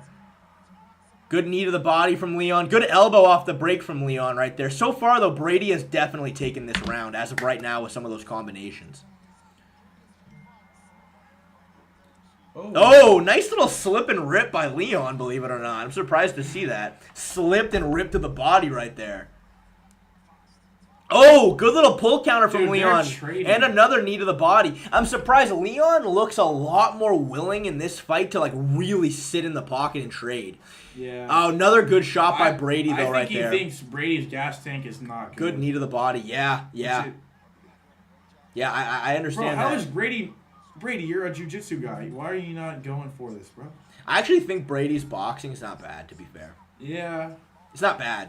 I'm like, he has so many... Like, look what he did to Kelvin. This is what he should try to do to Leon. Even though I understand it's hard to do that stuff to everyone, but he has it there. Here we go. This is going to be interesting to see if Brady goes for a takedown here. Do I even want to trip him if I can get one of those Leon trips he did to Usman and end up on top, like in guard? I mean, that's going to... Honestly, Brady, though, is such a better all-around grappler than Usman. That's a crazy take. You don't think so? I mean, are you including wrestling in grappling? I mean, well, all around, you know what I mean? I mean, look, I think that, here's the thing, I think the wrestling between them, obviously, Usman's better. Well, what's the point of having an insane jits if you can't get there, you know? I mean, sure, dude, look, it's a good point, and it really depends on the matchup. It's a good point. He absolutely dominated, washed Kelvin, though, everywhere and anywhere on the ground. Yeah. Dude, that hurt. Did it? Yeah, Kelvin sure fell from grace, man. Good knee to the body from Brady right there. Brady's outworking him.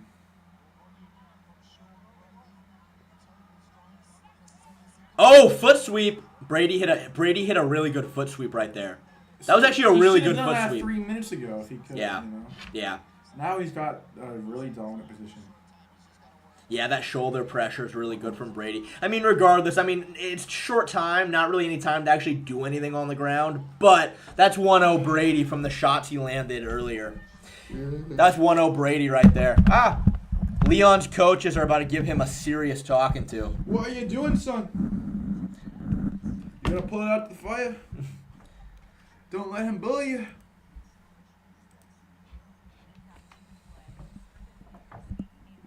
Oh, man. All right, we got 1-0 Brady. Really? You think 1-0 Leon? No. I don't think so. I think Brady landed the way cleaner shots. I mean, look, it was a close round. I mean, Leon landed his own shots for sure, but I think that Brady definitely took that. 10 out of 10 impression. Thank you, Aaron T. Aaron T's a big fan. Shout out, Rocky. That was a really good teep right there from Leon, to be fair. Yep. You know who has really good teeps? Sean Strickland. Yeah, look at that. Brady landed like a legit little three-piece. Look at that foot sweep. I'm a sucker for a clean foot sweep, man. And that was really good. 6 strikes. I'm so upset.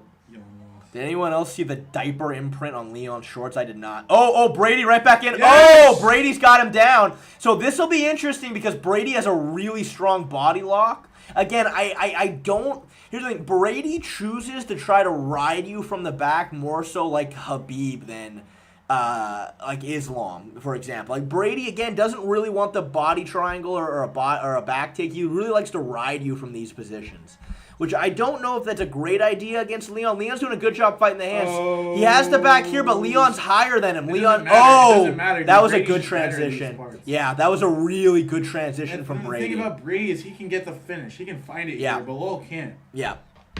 Yeah, that was a really good transition from Brady. Oh, this fight's over. Yeah, and here's the problem. This fight is over, dude. Look, here's the problem, right? When Leon is fighting Kamaru Usman or Colby Covington, there's no back take threat. Just turtle and stand back up. But against Bilal, against Sean Brady, this is the danger, is the fact that they're going to take your back. This fight is over, dude. I would be so surprised. He's got both hooks in. Like, how is Leon getting out of this? Well, he needs to get his back. He needs to try to get this arm around his head, get his back to the mat, turn on top of it. Well, right now, I think he has his feet crossed. Yeah, he doesn't have it though. I was gonna say try to go for that foot lock, but he's not doing it. At what point does Leon turtle and give up? Like, see, that's the thing, right? That Brady tried to go for a body triangle right there, but he doesn't have a great body triangle. He probably doesn't even want it at this point. He's chill here. Yeah. If Leon explodes, he's just gonna go flatten out. Yeah.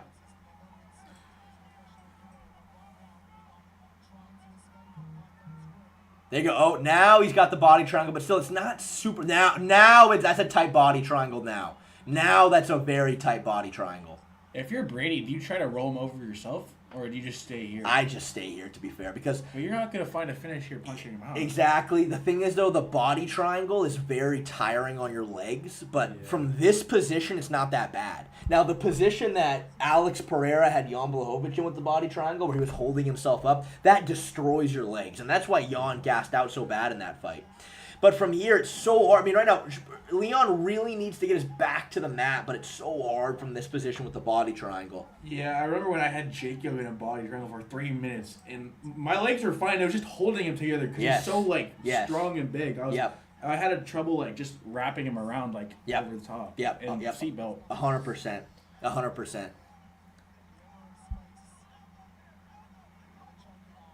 Yeah, elbows. Needs elbows right there. Okay, but Leon, what he needs to do is he needs to get his left leg around. See, right now, look how Brady's hooking his leg. He needs to beat that hook, get his leg around. And again, Brady, there we go. That's better. That's better. And now, there you go. Yeah, come up with the underhook. Come up with the underhook, Leon. There you go. That's better from Leon. Take his back.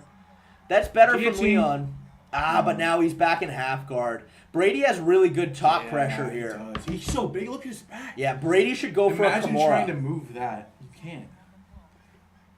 Oh my God, ESPN Plus. Why do I pay for this shit if it doesn't work? Why do I pay for this if it doesn't work? This is horse shit. You sound like my boss. Really? Does he say that? No. I wouldn't be able to gamble if I worked like that. All right, we're back. He's working on a Oh my God. This is huge. We're going to miss it. That's what I said. I said Brady needs to go for a Kimura. Yeah, he's so strong in that position. Yeah, he is. He is going for the Kimura. Oh my God. Okay, I'm pulling up crack streams. Pulling up crack streams. I'm trying. I'm trying. I think that it would be the same thing because they're both streaming from ESPN Plus. You know what? I think you'd be surprised. I'm trying to get it too, yo, on my ESPN. All right, here we are. We're like a minute behind, but fuck it. We're like a minute behind, but I tried. I'm trying to use ESPN Plus and do it legally, and I can't. I literally can't watch the fights. And it's not even working on my phone. I know. I'm watching on crack streams. We're like a whole 2 minutes behind, but what am I going to do? You know what I mean? How is it possible that crack streams works better than ESPN Plus? Yeah, Brady's going for that Kimura, but Leon's got some good defense there. But, Leon's defense there looks pretty good, but...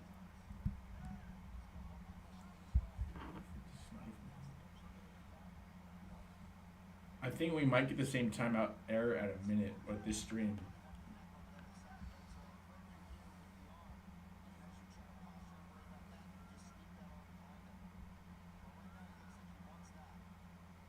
Brady can do this all day, dude. All day. Yeah, I wish. While this is up, since we're so far behind, I'm gonna try one. Is ESPN Plus working on yours at all? Oh, it's back. Okay. Okay, the round just ended. Let me try now. I'm gonna try to go back to ESPN Plus because I want to be up to date. Yeah. You're just missing occasional ground and pound and Leon hugging / defending / blocking. Yeah, I mean I figured. You gotta cut. Okay, I think we're good. All right, what are the coaches saying?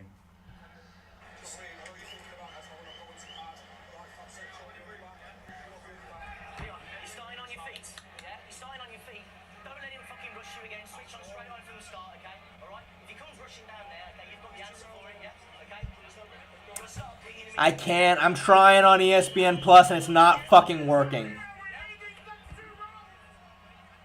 Next two, there's 3 more, brother. Yeah. Well. Alright, we can rock with the phone. Okay, yeah. Keep trying that. Yeah, here, Let's put it right. Let's put it right. Yeah. That's right. Alright, here we go. Alright. Oh, I'm out of the shot, bro. Sorry. Alright, here we go. Leon looks a little more spicy. Look, if I'm Leon, we need way more body kicks.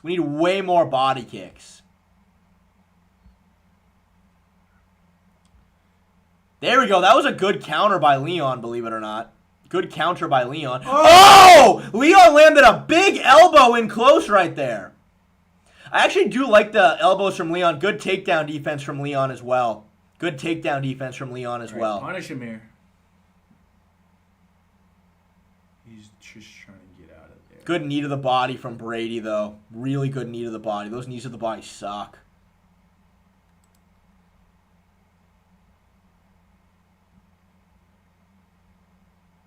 Oh, Brady! Yeah, Leon shot a really shitty takedown. Like, just got immediately D'd up. Good defense, though. Oh, good snap down. Brady looks really strong in these grappling exchanges. This is it. Okay. This is actually a little bit ahead. Yeah. Yeah, man. Okay, all right. Here we go. We're a little ahead. Leon's on his back again. Brady's in top half guard. Leon, he full mounted Leon. See, I mean, this is what I was expecting. I was expecting that Brady was going to be overall way better actually on the ground than Bilal. I mean, this is kind of what we were expecting. I mean, that's the big difference between Brady and Bilal. What time is it? I'm at 3:16, 3:15, 3:14.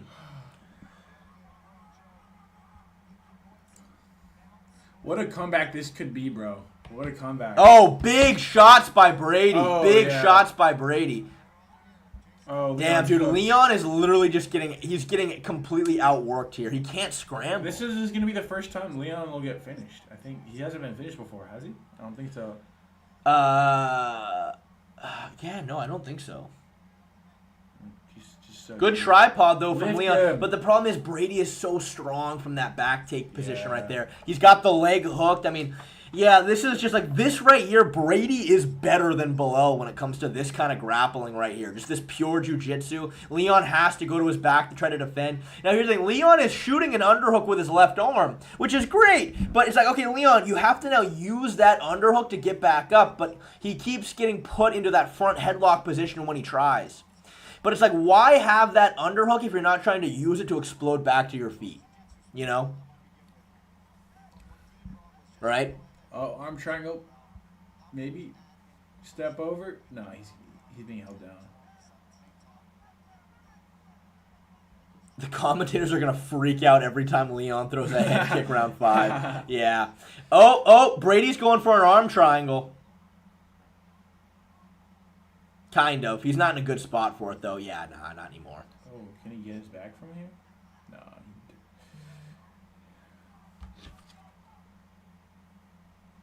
Now we get it. See, again, and this is the problem. This, like, Leon was able to get away with all of this against Kamaru Usman, but he ain't getting away with it with Brady nearly the same way. Look at how Brady has Leon's back leg laced there. Good back take by Brady right there. This reminds me of a beat Conor right now. I mean, dude, honestly, I think even Conor did better than this. He did, yeah. Well, the problem is, though, Conor wasn't even trying to scramble and give Habib these opportunities. You know what I mean? Yeah. Oh, he's flattened. Oh, this is a really bad spot. This might be it. Stand up and... I missed it. So we missed it because the stream lagged. But so Leon took a shitty shot out in the open, right? And then Brady just he sprawled, front headlock, then spun around. Is that what we saw? He gave up the headlock to get in the sight, the half guard. Laglager, it doesn't count. Jan Blachowicz was a fucking robbery. Yes, dude. I got robbed from freaking $500. So stupid.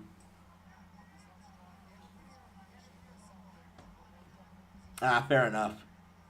Can he choke him out with his own hand? Nah, not really. Not really. I mean, if Brady's arms were longer, you can kind of sneak the choke up over the arm and lock it up, but...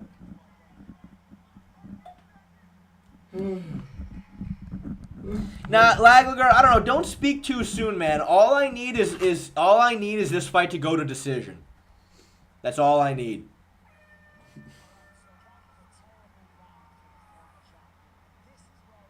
Yeah, that was a horrible takedown and a really good sprawl from Brady. I mean, that seemed... But, I mean, here's the thing. Leon took a lot of those shots against Usman, too. But, again, Usman's not going to punish you on the ground this badly. You know what I mean? Shay, is Brady a top 5 grappler in the UFC? I mean...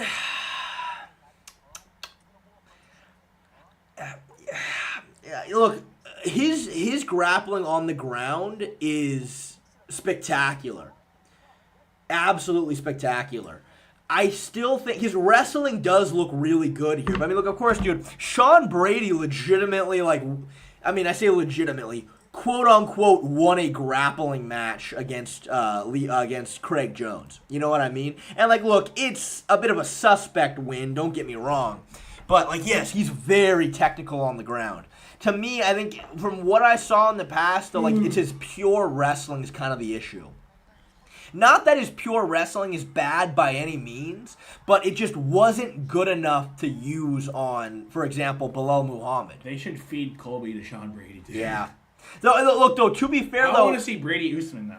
Yeah, that would be interesting for sure. If they don't give Brady a title shot after this. Yeah, I mean, to be fair, though, with Belal, I think it honestly more so came down to Belal's pressure on the feet made it so hard for Brady to be able to time any shots. And then he got tired. Yes, for sure. That was a good little lunging right 1-2 spot. Right here, Brady's doing it right here. Brady is pulling a Belal Muhammad. This is exactly what I was expecting. Look, I'm telling you, Brady right now is completely replicating what we saw Belal Muhammad do. To a T right there. To a fucking T. To a fucking T. See, look, I don't know. Look, Minecraft Enchantment Table, I'm going to be honest with you. Look, I understand what it looks like visually. But again, Leon Edwards is not a strong boxer in close. If you pressure him with quick boxing combinations, he just can't deal with it, and that's what opens up the takedowns. That is what we saw Belal Muhammad do, and that is what Sean Brady is replicating right now to a T. I mean, again, this is what I was saying, man. Obviously, if I was working with Sean Brady, we would have came to the exact same game plan him and his coaches came to here. He's just doing exactly what Belal Muhammad did. I don't think it's as simple to say, oh, Leon's just giving up and he's not even trying. I'm like, no, he just can't do anything here. You know what I mean? Oh, he's going for that guillotine. Oh, my God, he might have this. He's out. He might have this. No, Brady's hands aren't connected. Oh, this is tight. Leon needs to fight the hands. He's tapped. Out. I told you. Finish. Wow. Okay, well, Leon did get finished, so that fight didn't go to decision. Damn. Dude, honestly, look, again, I know a lot of people are going to, visually look at Leon and just be like, wow, Leon is so mentally weak. Leon gave up. He's too small. Honestly, he did look smaller than Brady, didn't he? He honestly did. Yeah, dude, I think Sean Brady essentially did exactly what Belal Muhammad did. The difference is, though, is that Sean Brady is better than Belal Muhammad on the ground. I think that Belal overall has better wrestling. Belal has more of an ability to mix up the takedowns, but on the ground, Brady's jiu-jitsu is absolutely elite, dude. Brady's jiu-jitsu is absolutely elite. Shay, could Sean Brady beat Islam? I would. Yeah, for sure. Again, one guy is a 55er, one guy is a huge welterweight who is extremely well-rounded. Brady versus Amir rematch? It would be interesting, but, what do you think Brady does differently in that rematch? You know what I mean? Yeah, so. But is that what I don't know if it was nearly as much that he gassed. He was done on his feet. He had nothing left. He was getting pressured by Belal so bad. Brady was landing on Belal, and Belal just wasn't taking a back step and broke him with pressure, you know? Yeah. That's true. Well, he didn't have cardio issues here. Yeah, no, not at all. Not at all. Maybe he's one of those hammer guys where he has to be the hammer. If he's the nail, he folds like Brock. Again, the thing that's interesting about Leon Edwards is you look at his last 4 fights. It was Kamaru Usman, wrestle heavy boxer. Colby Covington, wrestle heavy boxer, and then Belal, wrestle heavy, grappler, whatever. And then Sean Brady. They're all very similar, but I think again the huge difference with Usman and Colby Covington was when they took Leon down, Leon had absolutely no problem turtling to his knees, standing back up. There was no jiu-jitsu threat in the slightest from Usman or Colby. But against Amir and against Sean Brady, you can't. It's not the same. You can't just turtle and stand back up the same way. These guys are gonna make you pay for that, and that's exactly what we saw. Oh, Aaron, thank you for 8 months of being a member. That's crazy. Leon needs to bleach his hair and have a second awakening. He certainly does. He certainly does. Brady versus Amir now. I don't know. I think based on how their first fight went or their last fight went, like, what do you think Brady does differently? I don't think that Brady has the ability to hurt Belal. I think that, again, in their fight, Brady was landing on Belal and it didn't matter. Belal just stayed in his face, broke him down with pressure, and eventually landed on him. I think that, again, Brady is better than Belal on the ground, but Belal's the better wrestler. Belal's going to be able to stop Brady's takedowns. So I think overall, Belal in particular is a very difficult matchup for Sean. Very difficult matchup. Islam, there is no reason for him to take the Ilya fight when he can just fight Belal. That's true. Why would you give up a chance to lose your championship when you can take another one? Yeah. That's why he's waiting now. Yep. Brady ain't the same. He ain't the same as, 2 years ago? I mean, I don't know. I don't know. What's evolved about his game, do you think? I don't think you can look at Leon Edwards' skill set and look at what Brady did to take advantage of Leon's very particular skill set and then go, oh, okay, now he beats Belal. I don't know if you can quite do that.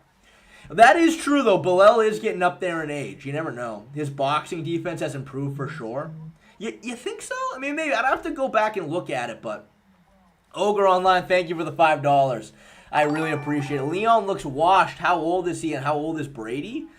I think Leon's 34 and Brady's what, 30, 32, 31? I don't know. I honestly, dude, I really don't think it has anything to do with Leon being washed. I think that Leon, he struggles with a very particular style. When guys really get in his face and really pressure him with, boxing combinations in close and they overwhelm him. Leon, again, right, he doesn't have a lot of power in his hands. His boxing's not very strong.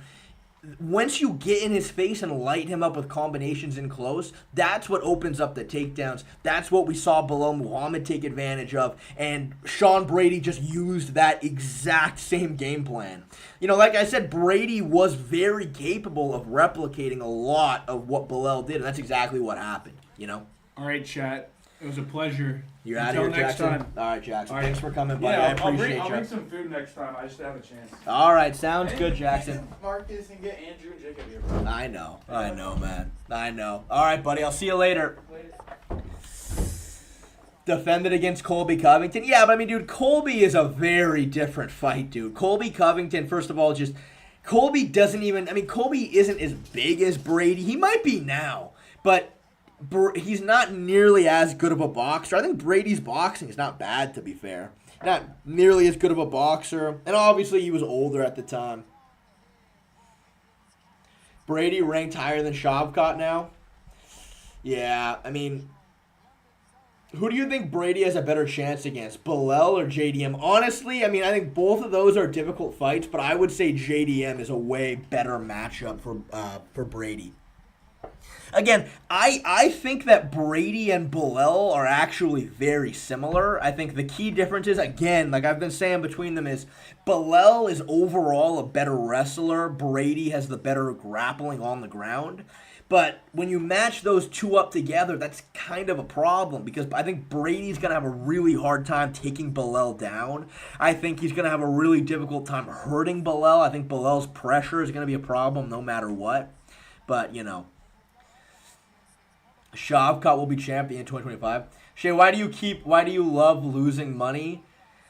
I think it's just what I've been destined to do, man. I think we're all put on this earth for something, and I think losing money is what I've been put on this planet for, dude, honestly. And I think it's time that I fully embrace that. And I love it. I love losing money.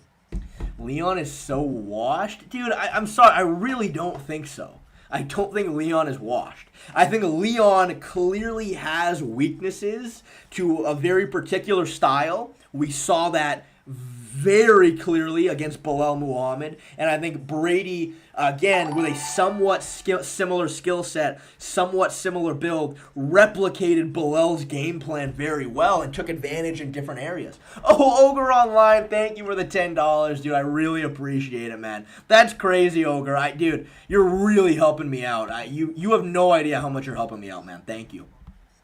If I were a UFC fighter after a loss like that, losing your comeback fight, nah, son, I'm buying the nicest, most high-tech steroids available. Losing comeback fights is dark, LOL. I know, more fighters need to realize that steroids are just a part of it. You know what I mean?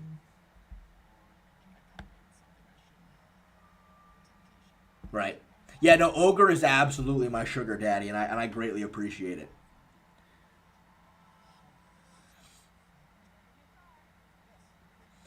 Yeah, for sure, Dane, for sure. Yeah, 1 out of 4 today was rough. I mean, look, to be completely fair with you, I mean, it was more of a bullshit parlay, you know what I mean? It was kind of just, I kind of threw it together. How much did you lose? $10.70. I lost $10.70. So it was a rough one today, man, but Ogre Online reimbursed me.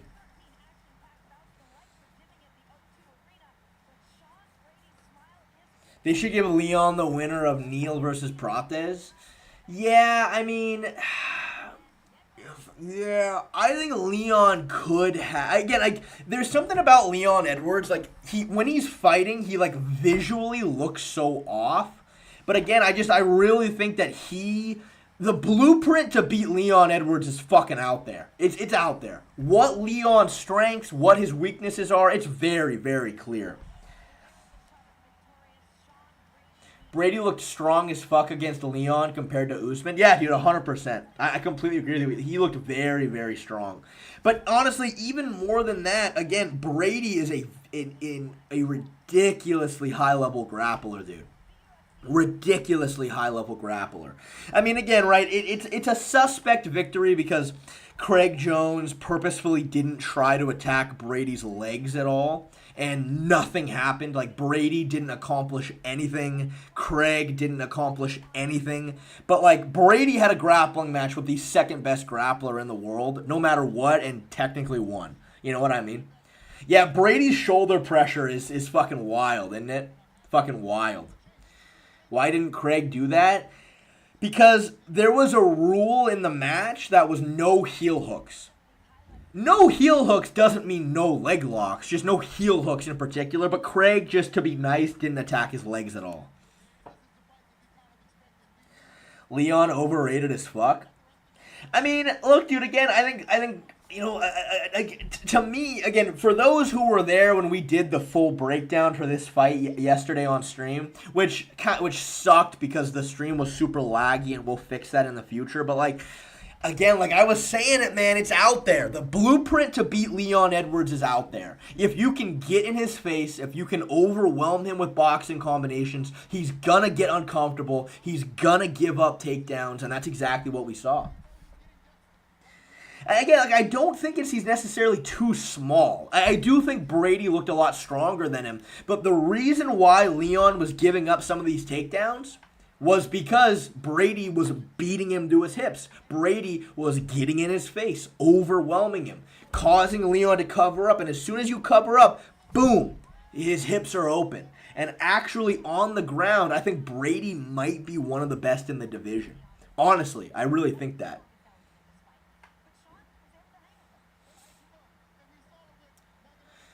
Well, you know, look, Jim, I told, of course, what do you expect? I told you what his gimmick is. That's what he does.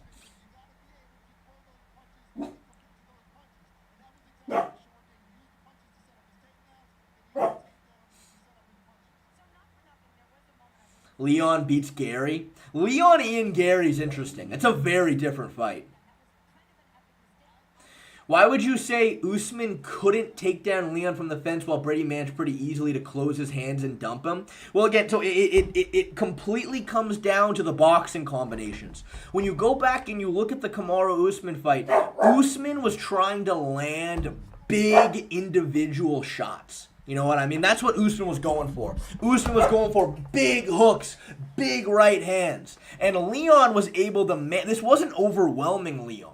Leon was able to see Usman's takedowns coming because, again, he wasn't getting overwhelmed by these big individual shots. Whereas what we learned from Belal Muhammad is when you really light him up with the uppercuts, the hooks in close, you really put the combinations together, Leon really gets uncomfortable. That's where Leon starts covering up. And the second you're covering up against a high-level wrestler, boom, your hips are right there.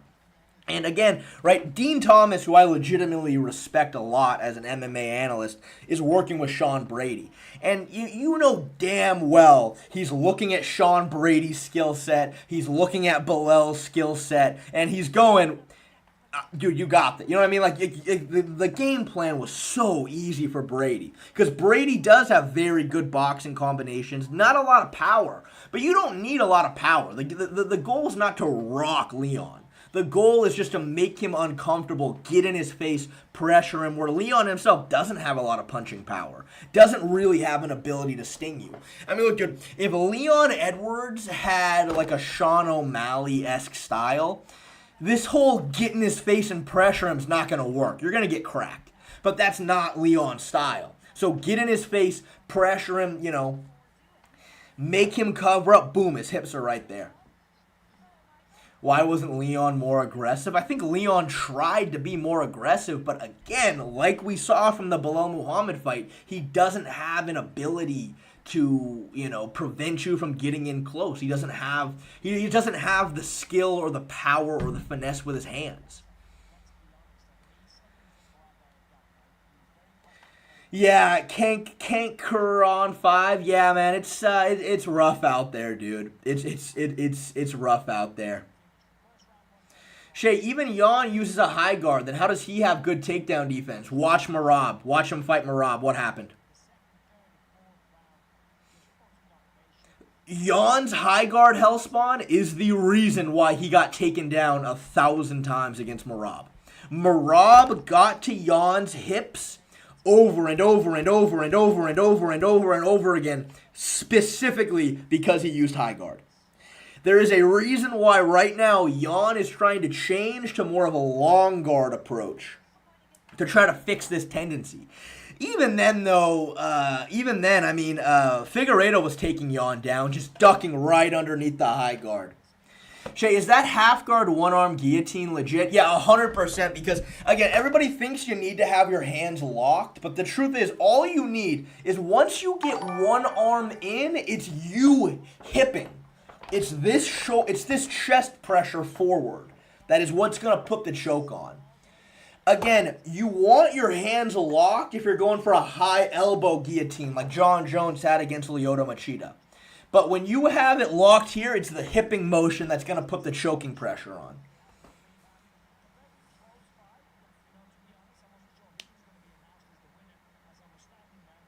A long guard isn't way better than high guard for stopping takedowns. It's not, but what else is Jan going to do? You know what I mean? Jan has cultivated his striking defense and game, you know, in a very particular way for a long time. Like he can't just completely overhaul his game.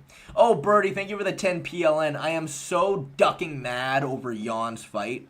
Yeah, that was a rough one, dude. I feel bad for Jackson. He missed out on a lot of money. He missed out on a lot of money from that bet. Shane Blue Butterfly, thank you.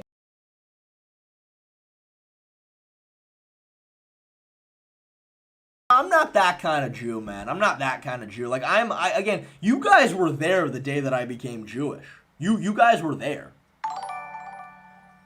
Ah, motherfucker, I'm muted. Hello? I don't think I'm muted, guys. It says I'm fine on my end.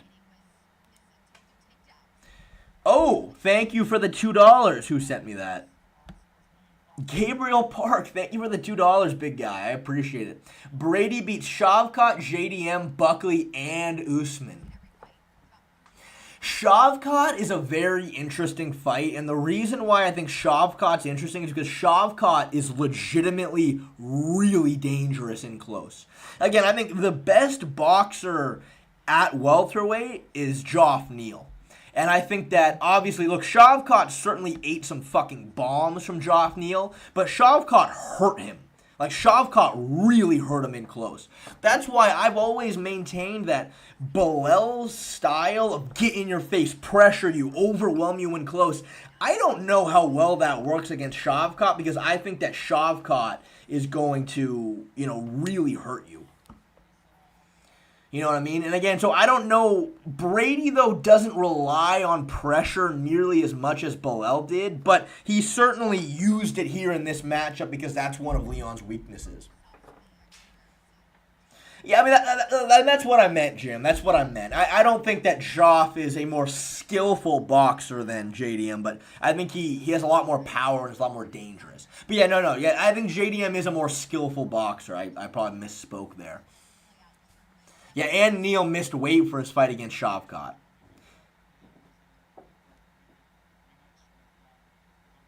You think so, Juan? You think so?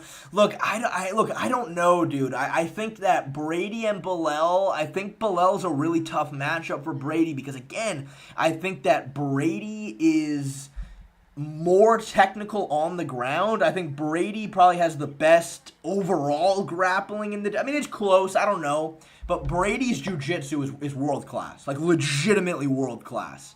But I think Belal has better wrestling. I think Belal is the far better wrestler.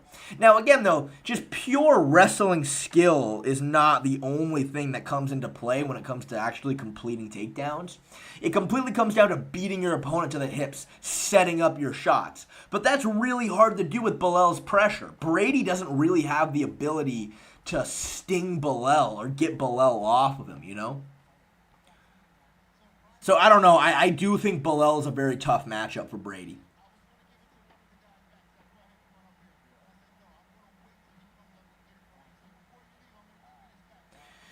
Brady versus Shavkat for the #1 contender status. Ian Gary versus Leon Edwards. I love the sound of that. King Karan 5. I do really like the sound of that. Yeah, I would be all for that. I would be all for that. That sounds great.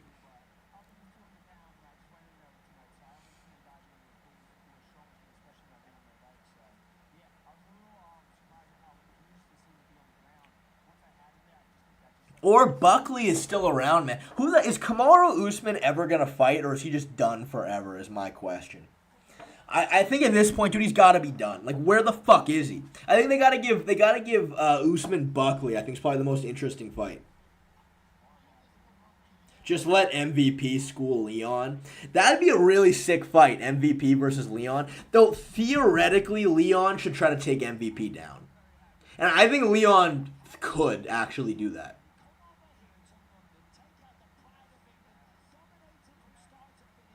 Usman just yaps on his podcast. Yeah. Brady's very solid. Brady is a very, very solid fighter, to say the very least.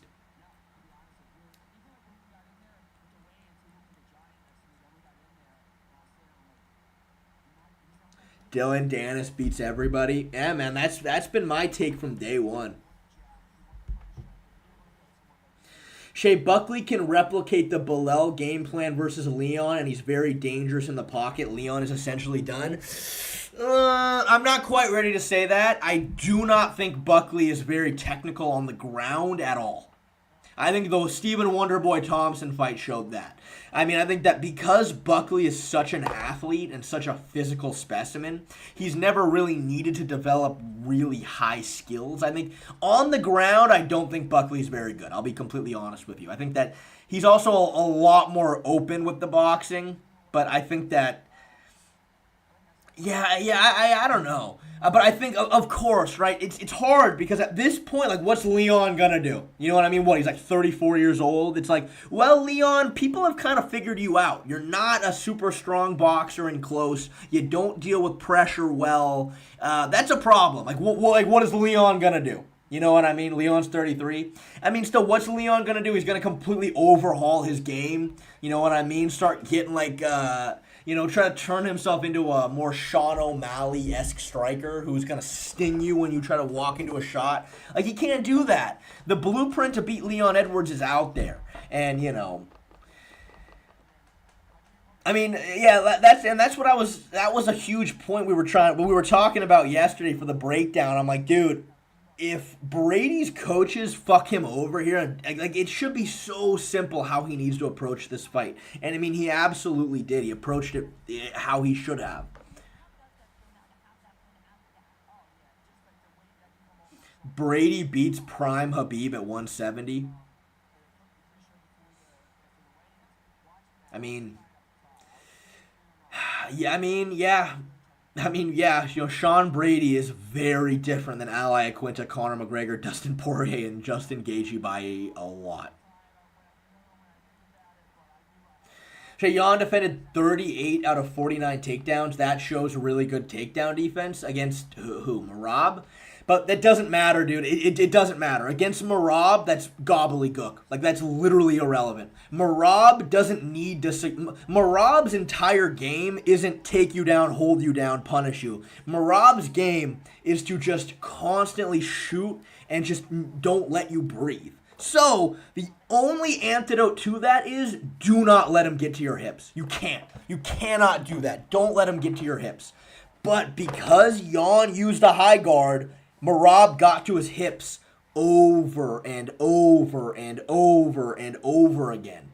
And again, I know Jan did defend quite a few takedowns, but Merab didn't care. Merab just wanted to make him work. So you can't let him get to your hips. You have to grab, the way to defend takedowns early and not waste any energy is by digging underhooks. Right as your opponent shoots, grab the underhook and hike him up. But again, because Petr Yan was like this the whole time, he couldn't do that. He was having to fight really hard every single takedown. So it's just stylistic. It's a sort of a stylistical issue that will always be there, I feel like. Nobody ever talks about the fact that Khabib couldn't take down Al Iaquinta. The fuck is he going to do against all these fantasy matchups people put him in?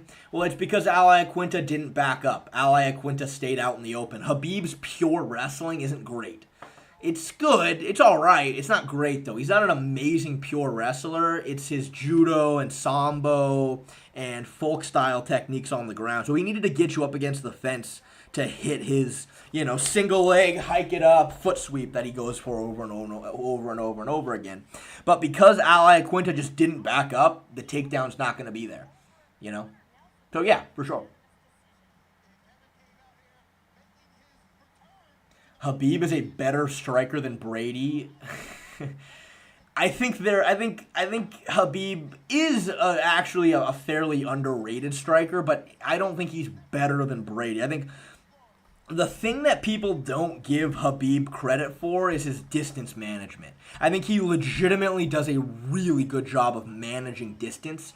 He does a really good job of staying sort of in your face but just out of range, and then finding his moments to blitz at you with shots. And as he would blitz at you with shots, guys would cover up, back up to the fence, and then that's what opened up the takedowns.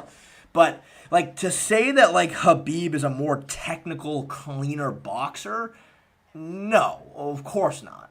That's just that. No, obviously not. Again, I think he did have really good distance management. I think he was defensively. I think his striking was very good as well. But no, Brady is a way cleaner boxer. That's nonsense.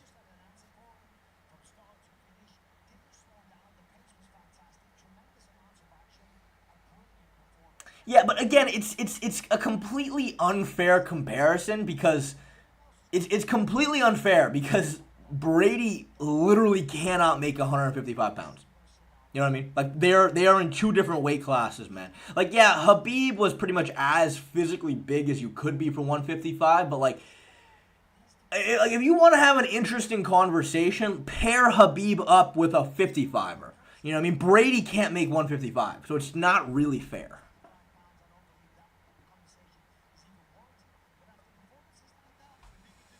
I mean, yeah, look, Minecraft Enchantment Table, yeah, look, dude, obviously, if, let's say, hypothetically, Joaquin Buckley came to me and was like, Shay, help me beat Leon Edwards, of course, we're gonna, yeah, that's gonna be pretty much along the lines of what we're gonna look to do, for sure. But I just don't think it's a super clean comparison. Yeah, I mean, dude, Brady was 198. He's huge, dude. He's fucking huge. I mean, yeah, I mean, look, Andre Gardner, I mean, that's kind of the problem, though, man. It's not, you can't just overhaul your game. You can't do that. What we needed to do was we needed to find a 16-year-old Leon Edwards, and we needed to get him in a boxing gym. That's what we needed to do. We needed to get him in a boxing gym, and we needed to make him fucking deadly with the shots in close. You know what I mean? Uppercut, hook, overhand, right in close. I mean, God, if Leon Edwards just had a good jab, uppercut, cross, I mean, man. He doesn't, though, dude. He doesn't. Leon is not a strong. He's not bad. He certainly landed some decent counters on Bilal. He landed some, honestly, really decent counters against Usman as well. But if you get in his face, he does not have an ability to fight in the pocket.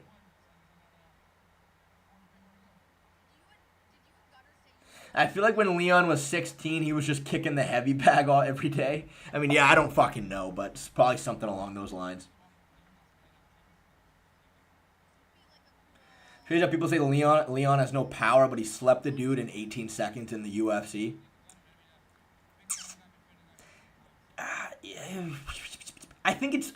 Honestly, I think it's more accuracy than pure power. I mean, when Leon knocked that guy out, he just caught him perfectly right on the chin, right as the guy was moving in. You don't really need power to do that, you know?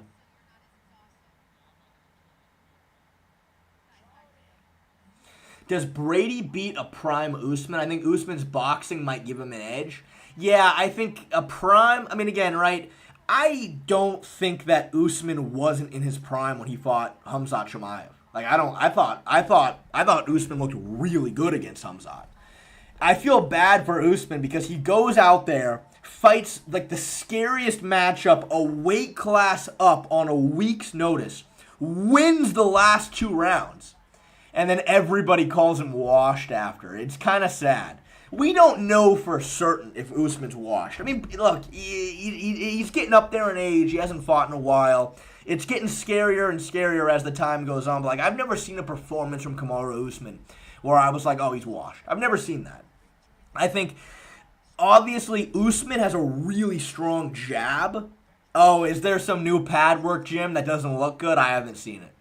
But yeah, obviously Usman has a really good power jab. Usman, though, himself doesn't have, like, great combinations at all. But he got a really strong jab, good right hand.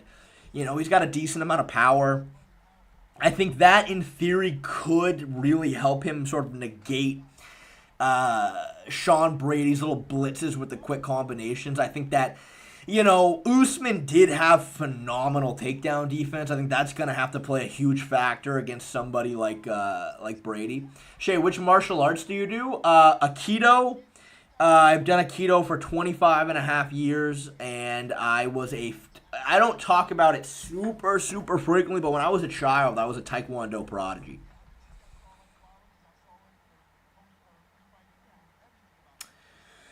No, Andrew Gardner, I agree, man. I agree, but, you know, why you put prime Usman in quotation marks and then described an aspect of his game, I don't know. Like, yeah, prime Usman did, that's what I just said. He had a good 1-2, but he didn't have great combinations in close, like, we agree.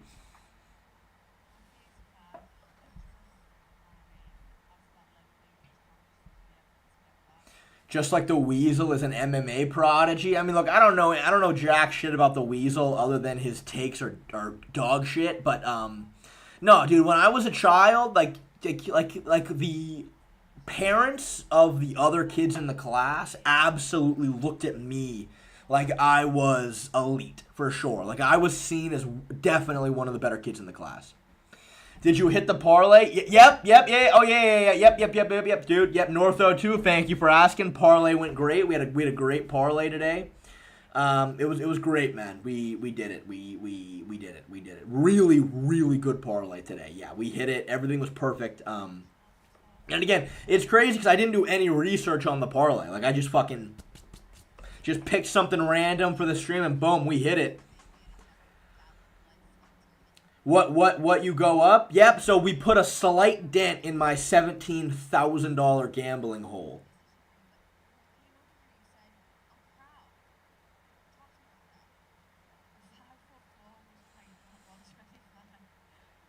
I still want Buckley versus Cuck, not Brady. I'll be honest, dude. I think Buckley. I think Ian Gary washes Buckley. I'll be honest. I really think Ian Gary washes Buckley. I think Ian Gary is so much more technical everywhere. I mean, Buckley needs to just catch him with some giant winging right hand. That's the only chance. Ian Gary is taller, longer, and more skillful everywhere.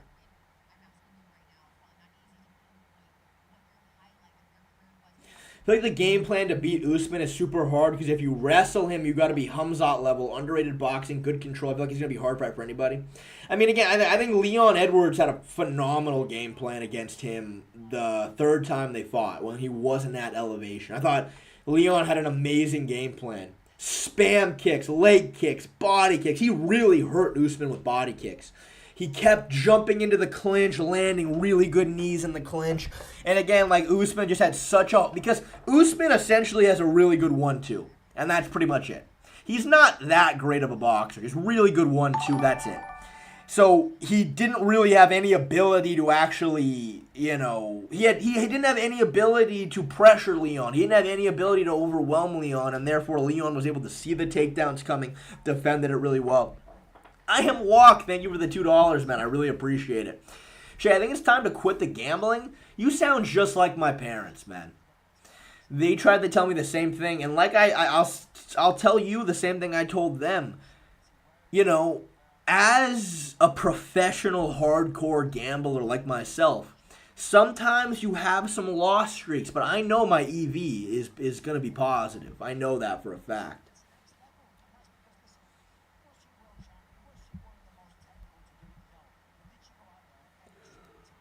Oh, man. Thank you, yo. Thank you. I appreciate it.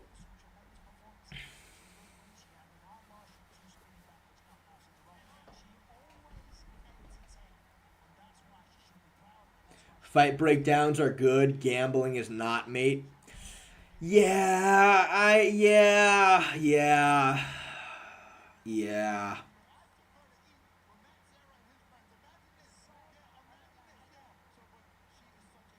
The real problem was when I was like fucking certain that Izzy had like a real chance of getting knocked out and hurt against Amavov, and then I bet $1,000 on him. That was poor.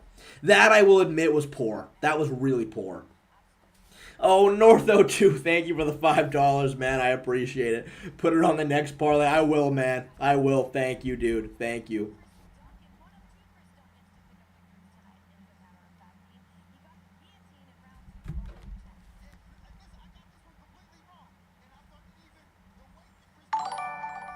Whoa! John Irving, thank you for the $2. You see Garam's lineup and his performance? No, but dude, I heard about it. So he had Hamzat, Ilya, and Ilya's brother in his corner, and apparently he went out there and just fucking shat the bed, right? That's what I heard happened. Oh, Glee Schlog, thank you for the $2, man. This money is going to end up in a failed parlay. Hey, man, look. Probably, but like there's a chance, dude. There's always a chance. Everyone crowdfund Shay's gambling addiction. First of all, it's not an addiction. I do it as a profession. But yeah, I hear you. Thank you though, North02, for always being on my side, man. Thank you, dude. I really appreciate it.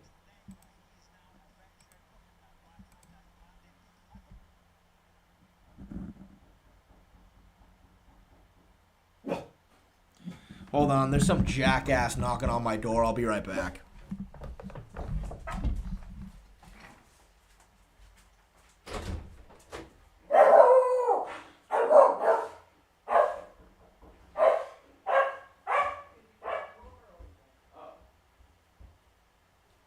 Come on, Ollie.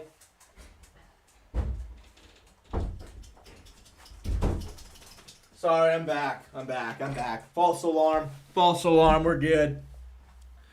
Oh, man. Gambling career. Yeah, no, it's all right. It's all right. That's normal. Most people make that mistake. But, again, right, like, I know my EV is positive. It's Jerome, the debt collector. No. We're good.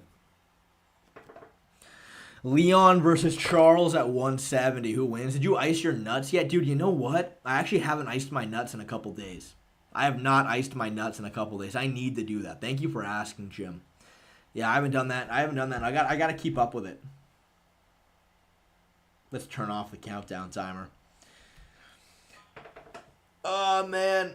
How did the gambling go? It went really well today, man. We hit every bet we hit. It went really well. We, positive, a lot of money. Just slowly trying to fix that gambling addiction. Does Brady beat JDM? That's one I really am going to have to look at to be certain of. I'm going to have to really be certain of. I mean, I don't know. I think JDM is a way more technical boxer, but I think obviously Brady's going to be heavier. Brady's going to be bigger, stronger for sure. I think JDM's takedown defense has been a little suspect in the past. I think that JDM also is a little hittable. Like, he doesn't have pristine defense, you know what I mean? You got to start doing multiple single bets instead of one big parlay. Yeah, dude, people have been telling me that since day one, and it's like, I understand why that, like, again, if I had done that for MVP and Israel Adesanya, oh my God. Because I bet $1,000 on MVP to beat Shar. I was very confident in that one. We would have hit it, but I did unfortunately make it a parlay and we lost. So I do understand why you would say that. JDM, a bum in grappling. I think JDM's actually a very good grappler, but the problem is, it's one of those things, right? He's a very good grappler, but so is fucking everybody else in that division. You know what I mean? Like, if you can't prevent the takedown, it's like, well, unfortunately, everybody else in the top, 7 are like elite on the ground. I mean, dude, even Michael Venom Page fucking went to Polaris and beat Carlos Condit in a grappling match. You know what I mean? Like, even fucking Michael Venom Page is out here winning, like, professional grappling matches. Like, everybody is so good.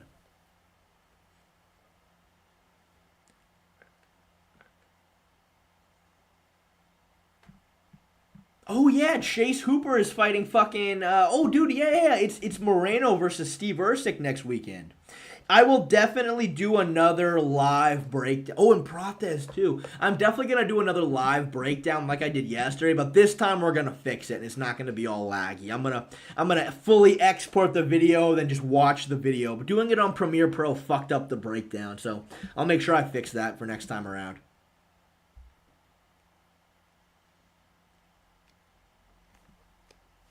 Brady versus Islam would feed generations. I mean, fuck. I mean, maybe, but dude, let's slow our roll a little bit, dude. Let's slow our roll. Like, Brady still, I think Brady needs. I mean, right now welterweight is so stacked, and welterweight has so many people in line for the belt. Like, you gotta fucking. I think he needs at least one. I think he needs one more win. I think he needs one more win against the top contender.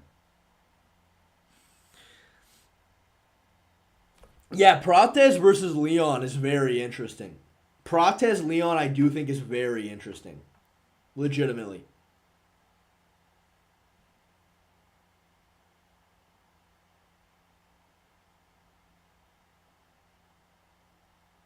Really? You think Brady gets a title shot? I mean, Brady did have a... See, again, like, I get on paper why the performance was so impressive. But again, like, in my mind, like...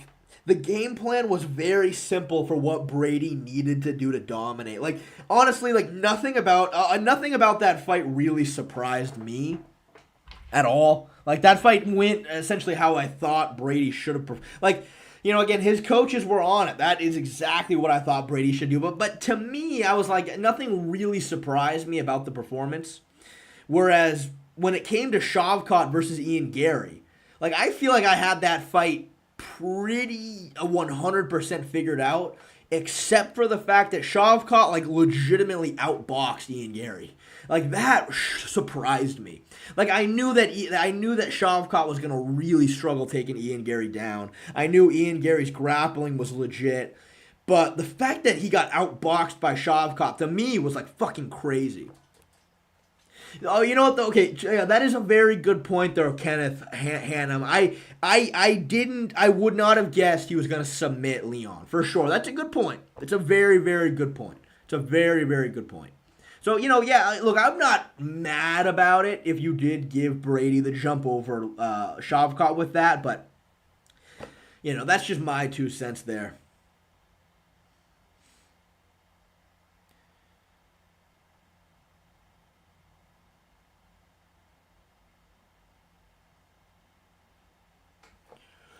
Oh, all right, guys. I'm pretty fucking tired. We had a great stream today. I appreciate all you guys stopping in. We had a great time streaming today. Had a great time. Love all you guys so much. I really appreciate all of you. I love you guys so much. Today's been a great stream. Ollie already knows that I'm done, which is great. All right, guys. I will see you guys soon. I'm going to stream again really, really soon. Tomorrow, I need to make a video that's going to go out in a couple weeks it's a sponsored video. But other than that, we're going to be streaming a lot. I've been having a good time streaming. Ollie, who moved out. Well, Jim, for your information, Ollie had an ear infection. His mom called me, and she works a lot. Obviously, I have a very flexible job. She asked me to come pick him up yesterday. I took him to the vet. I mean, Jim, do you want me to go get his ear medication for you? Is that gonna show? Yeah, I took him to the vet fucking yesterday. And his mom said she was gonna pick him up either today or tomorrow. Okay, Jim, stay right there.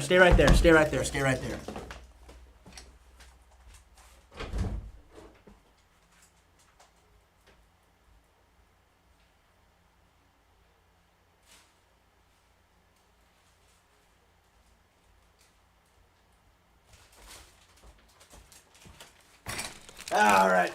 So this is the medication they gave us. Ear cleansing solution. This is for the ear infection. This is the antibiotics right here. I don't want to... There you go. Those are the antibiotics they gave us. Here are the instructions for the ear infection. Yeah, he has an ear infection. His mom works. She has a job where she works all day. She called me and asked me, can you please go get him and take him to the vet? So now he's here with me. There you go, Jim. But I don't need to prove anything to you, Jim. What does this prove, though? He could need it regardless of moving out? What are you talking? I'm telling you, he moved out. He did. I'm still his father. I went and got him from his mom's house yesterday to take him to the vet while his mom was at work. And the vet, again, I showed you the address of the vet if you want to rewind it. It is near where I live, not where she lives. So now he's at my house. The sun is shining. Why are you going to sleep? Well, I'm not going to go to bed, but I'm just kind of I've been streaming for 4 hours. You know what I mean? It's, we're pretty much done. I feel like Shay's capping. Okay, well, all right, guys. Did he move out part-time? No, he lives with his mom full-time, but, I'm still his dad. No, Jim, did you think I was never going to see my dog again? Is that what did you think I was just never going to see him again, or what? Again, right, he has an ear infection. I took him to the vet, so he's here right now. His mom needs to come get him. I took him to the vet. That's why I have him. I had to go get him and take him to the vet because his mom works during the day. But he's been here every stream. Well, no, he has not been here every single... He's been here during the streams that he's been here.